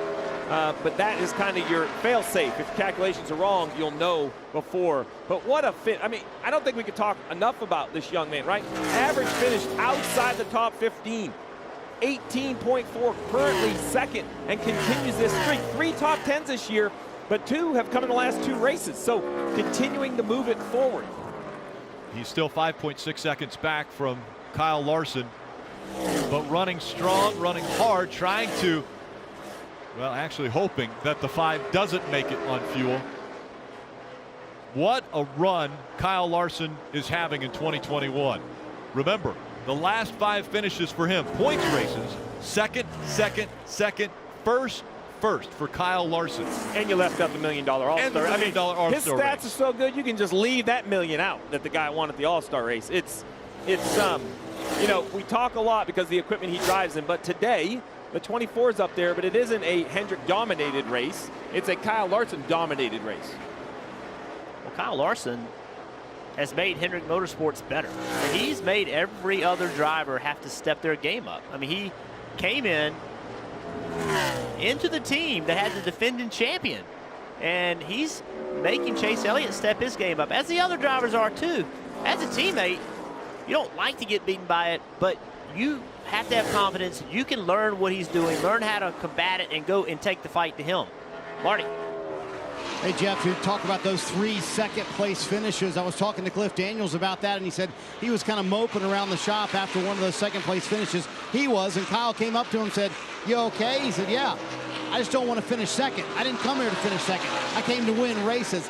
That level of accountability, Kyle Larson maybe has never had it in his career. They expect to win on the 5 team. They're showing the speed they have in the race cars, and Kyle Larson, after being out for much of last year, is delivering behind the wheel. Another impressive run here. When I asked Rick Hendrick, I said, you know, you changed your philosophy. None of your drivers used to race out of the Cup Series. They would always just focus on the Cup Series, run there all the time. I said, Rick, why have you changed that with Kyle Larson? He said he has such a passion for racing. He wants to go and learn and race and figure out a car and how it runs best. He said, I couldn't deny him that. And he said also Chase Elliott likes to do it as well. Chase Elliott also will go away and run a late model and like to learn that. But he said this kid really loves, and what did you see? They've got Kurt Busch is possibly running out of gas. The 11 car is on pit road. Denny Hamlin. Kurt Busch having such a good day. Can he make it another couple laps? Coming up now, 1 lap to go. Presented by Credit One Bank for Kyle Larson. 263 laps led already. This has got to be the most dominant performance we've seen out of Kyle Larson.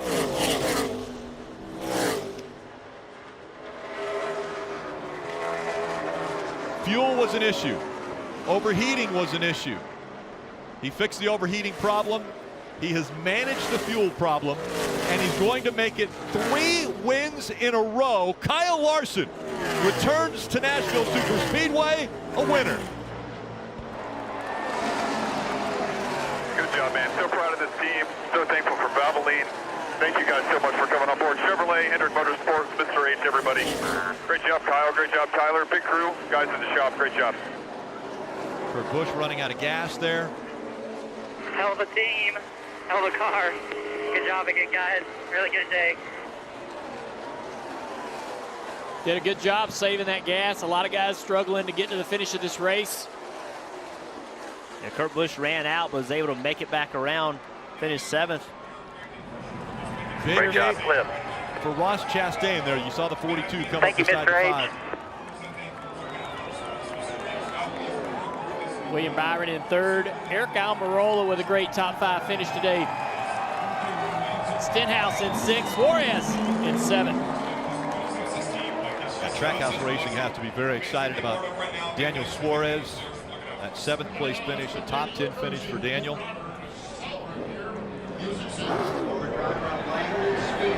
16th place for Corey LaJoie. Another great run for that team. Checkered flag moment brought to you by Advanced Auto Parts. He's getting good at burnouts. Give the fans a show. And remember, this is 3 points-paying races that he has won in a row. And Steve, you mentioned you throw in that $1 million All-Star race as well. That's 4 races in a row for Kyle Larson. He went all the way down the front straightaway, doing a burnout for all the fans. And you know this is the first Cup Series race in the Music City since 1984. The last one out of the Nashville Fair. Pretty amazing. 37 years since the Cup Series has raced here, and the 5 of Hendrick Motorsports won the last time they were here and today. And he takes Valvoline to victory lane, a sponsor who's been involved in this sport for a very long time. Familiar colors. Just tells you the longevity of Rick Hendrick and Hendrick Motorsports, what they were able to do. That story with Jeff Bodine winning at Martinsville when Rick didn't even think he was going to continue on. And now Hendrick Motorsports, the winningest team in the Cup Series. Take the helmet off, get ready to get out of that race car. Keep the helmet on.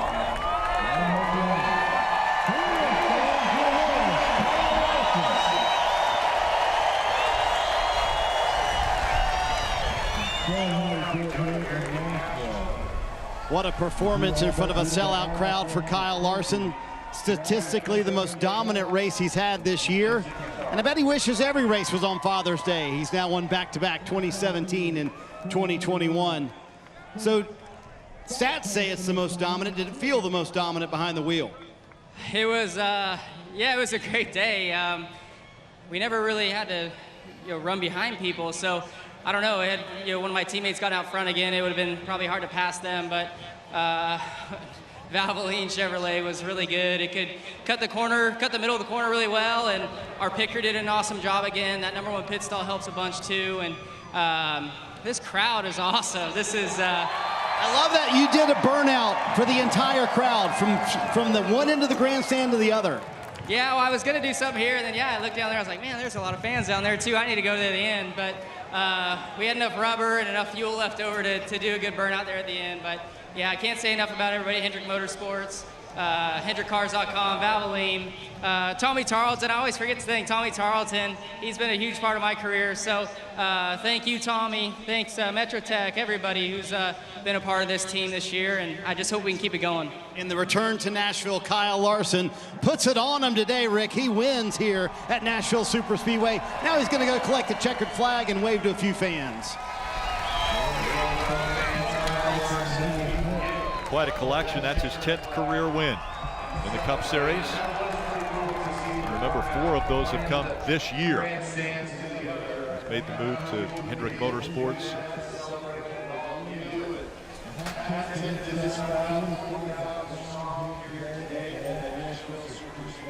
On Father's Day, Owen obviously very proud.